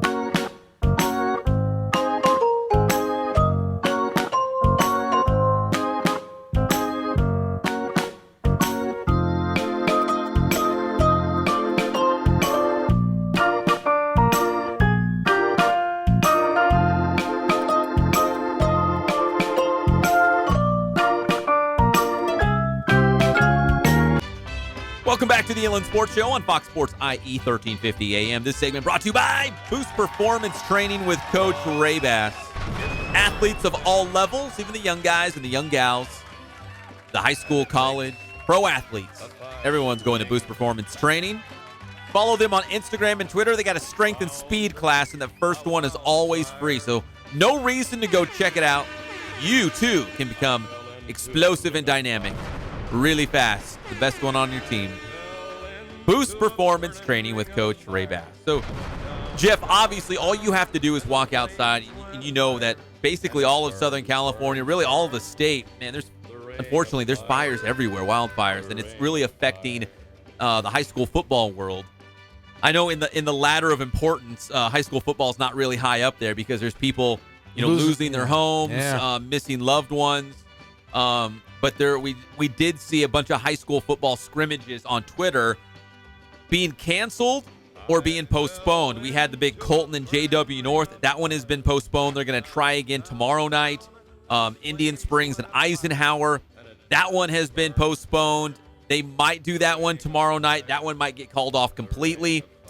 Centennial was going to try to practice at Chino Hills because they're kind of right closer to the fire where you think of, Rimpaw is and Rimpaw Avenue. Yeah, that's where all the smoke was really headed, was right over all those Corona schools. And it's tough. It's really hard for these kids because a lot of these schools aren't in, the kids haven't showed up for school yet. So they're practicing on their own time and they're not getting any of this time in. My concern is, are they going to push back games? I don't know. I mean, because you're losing practices unless you're practicing indoors or whatnot. Heritage is, I've just read they're going to Great Oak. They're going to Great Oak to practice. And Santiago was supposed to scrimmage Chaparral, and now Santiago's passing out, cold drinks to the firefighters and the first responders. So Chaparral had to find someone to scrimmage, and I think they got Hillcrest. But they're going down to Temecula, maybe a little farther, I guess, from the fire, from Riverside. I don't know. Yeah, because the smoke is going north and west, or north and east. So, yeah, if you're below that fire, you should be fine. Great Oak, Temecula area, but just inside of the Temecula Valley region, Murrieta, Elsinore, Menifee has really been affected very bad. Yeah, unfortunately, that holy fire is wreaking havoc right now. So we'll keep you all to date and see how that affects our local sports here. But again, in the ladder of importance, it's not very high up, but we will pass along the news as we get it as well. Also, NFL preseason games. Here's how I know the preseason doesn't matter too much, Jeff, because the Buccaneers are winning, the Browns are winning, the Bengals are winning, the Ravens are winning. Let's see. Well, there you go. That's enough. It kind of points, proves my point that, the NFL preseason, yes, it's a great way to get some competition, run your plays, work on some things for the real, the regular season, give some of your backups and guys fighting for jobs a chance to play. But at the end of the day, I mean, New England could finish 0-4 in the preseason, and it means nothing. Yeah, I mean, you're really just trying to find a diamond in the rough and watch the guys that you drafted. But, a lot of these teams, the rosters are so big. You just got to find one of those guys, maybe a second rounder, a fifth rounder. Somebody will stand up out of this, but you also don't want to get your guys hurt. You want to get them reps. This first week is really cut week if you look at it. Guys are going to play a lot, guys that you never heard of, and your starters will get one series. You've had Jameis Winston has played a little bit, Tyrod Taylor, Saquon Barkley. These guys are going to get to play one series, and that's really about it. Saw a little bit of Baker Mayfield. He has his first touchdown pass. Yeah, great pass there. His first TD pass as a Cleveland Brown. Josh Allen, another high pick of the Buffalo Bills, the quarterback there. He just got into the game. He's 0 for 2 thus far, but he was the third QB out for Buffalo. It was your guy, Nate Peterman, right? Yes. He was the first guy. Actually played really well for the Bills. Then A.J. McCarron. Yeah, then A.J. McCarron was the second guy out. He passed for another 116 yards. So Josh Rosen, we're going to see him on Saturday night. Some of these young quarterbacks, Lamar Jackson, some of these young quarterbacks we're going to see for the very first time. It's our second time for Lamar Jackson after the NFL Hall of Fame game, but he didn't really kind of laid an egg in that one. Nothing too impressive. He did have a touchdown pass, but nothing spectacular. I will say this, the Ravens over the Rams, a big surprise right here because Sean Mannion, I'm just going to read you these stats. You're going to laugh because in the first, as we're halfway through the second quarter, Sean Mannion has 10 yards passing, and he's thrown to 6 different receivers for a total of 10 yards. And rushing, they've got Malcolm Brown with 3 carries from 1 yard, and Justin Davis 30 yards on 5 carries. So the Rams not looking too efficient on offense. And then defensively, nobody we've heard of is really playing today. So they've already given up 17 to Baltimore. What are we, halfway through the second quarter? Halfway through the second quarter, and no stars on defense, no stars on offense for the Rams. The Rams have great players all over the field. The one spot, if you said they might be weak on, is maybe the backup quarterback. Because what happens if Jared Goff gets injured? You know what I mean? Like usually in the time that we're living now in the NFL, you've got to have two capable quarterbacks. I mean, even New England's got Brian Hoyer. Say what you want, but he can start in the NFL. He has started in the NFL. But if Jared Goff goes down, what are the Rams going to do? Is Sean Mannion the answer? Sean Mannion. Think about it. He's played the same amount of years as our guy Goff. He's third year out of Oregon State. Yeah. So it's not like he's had a lot of experience. You almost, if you're the Rams, do you go out and find a good backup? Let me lob this out there. Whoever does not make the Chargers between Geno Smith and Cardale Jones, not a bad to the Rams. Not bad. Maybe Teddy Bridgewater. There's talks right now Teddy Bridgewater might not stick with the Jets, and he might be the odd man out. Does RG3 stay on? That's another great case in Baltimore. Are they going to keep 3 QBs? If not, RG3 might be the odd man out. There are guys out there. There will be guys out there, and right now the Rams don't have a lot of depth at that quarterback spot. Yeah, Sean Mannion might not be the answer for the backup quarterback for very long here for the Rams, depending on how this preseason plays out and who gets cut from the other teams. When we come back on the Inland Sports Show, we're going to have just enough time to give you the Dodgers lineup for tonight at Colorado. They're already underway about 10 minutes ago, but we'll give you the lineup anyways when we come back on the Inland Sports Show, Fox Sports IE, 1350 AM.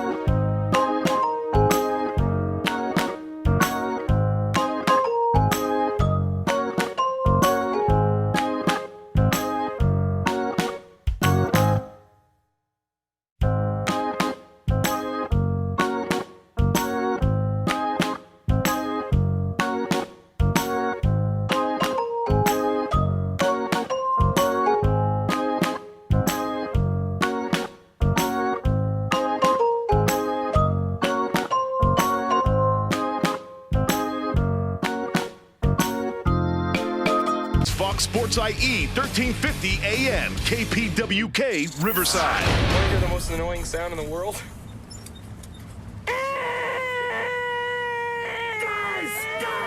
Guys!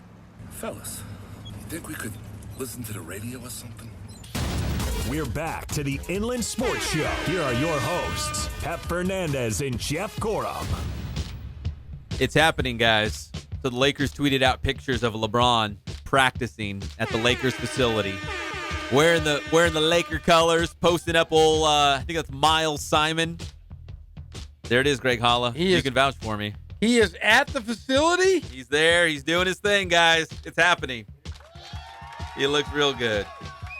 All right, the Inland Sports Show, brought to you by our good friends at Boost Performance Training. Athletes of all levels, all sports. Everyone's going to Boost. Check them out on Instagram and Twitter. They got a strength and speed class, and the first one is always absolutely free. BoostTrainingSystems.com. Got just enough time for the Dodgers in the lineup. They're taking on the Rockies tonight. They just got underway in Denver. Here's the lineup for the Dodgers. Leading off, Brian Dozier, the second baseman. Dozier's at the top of the lineup. All right. Playing shortstop, Manny Machado. Hitting third and playing third, your boy JT, Justin Turner. The cleanup man is the all-star right fielder Matt Kemp. At first base, Cody Bellinger, followed by Ike Hernandez playing center field and hitting sixth. Behind the plate and hitting seventh, Yasmani Grandal, which is funny because wasn't Grandal just hitting cleanup? Yes. Now he's hitting seventh.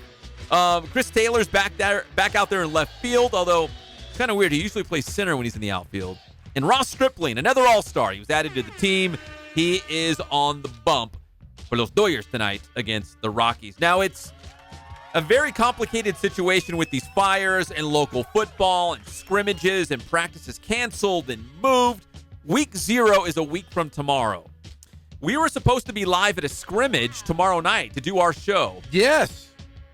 Fingers crossed we can still do it at Ramona High School, but we're gonna play this by ear. We might be back in the studio with Greg Holla, but if not, we will be live at Ramona High School for a high school football scrimmage come tomorrow night, Jeff. Yes, I hope that, I hope we can go to and do the game. But like I said, a lot of stuff going on in the Southern California here, and we can only hope for the best for these people that are kind of in dire straits right now. Yeah, stay safe out there, everybody. And big shout out to Santiago football doing their part against this holy fire. And Julio Urias getting the start for the Quakes, Dodgers pitcher, come Friday night at Lone Mart Field. We'll see you tomorrow, 3 o'clock on the Inland Sports Show, Fox Sports IE 1350 AM.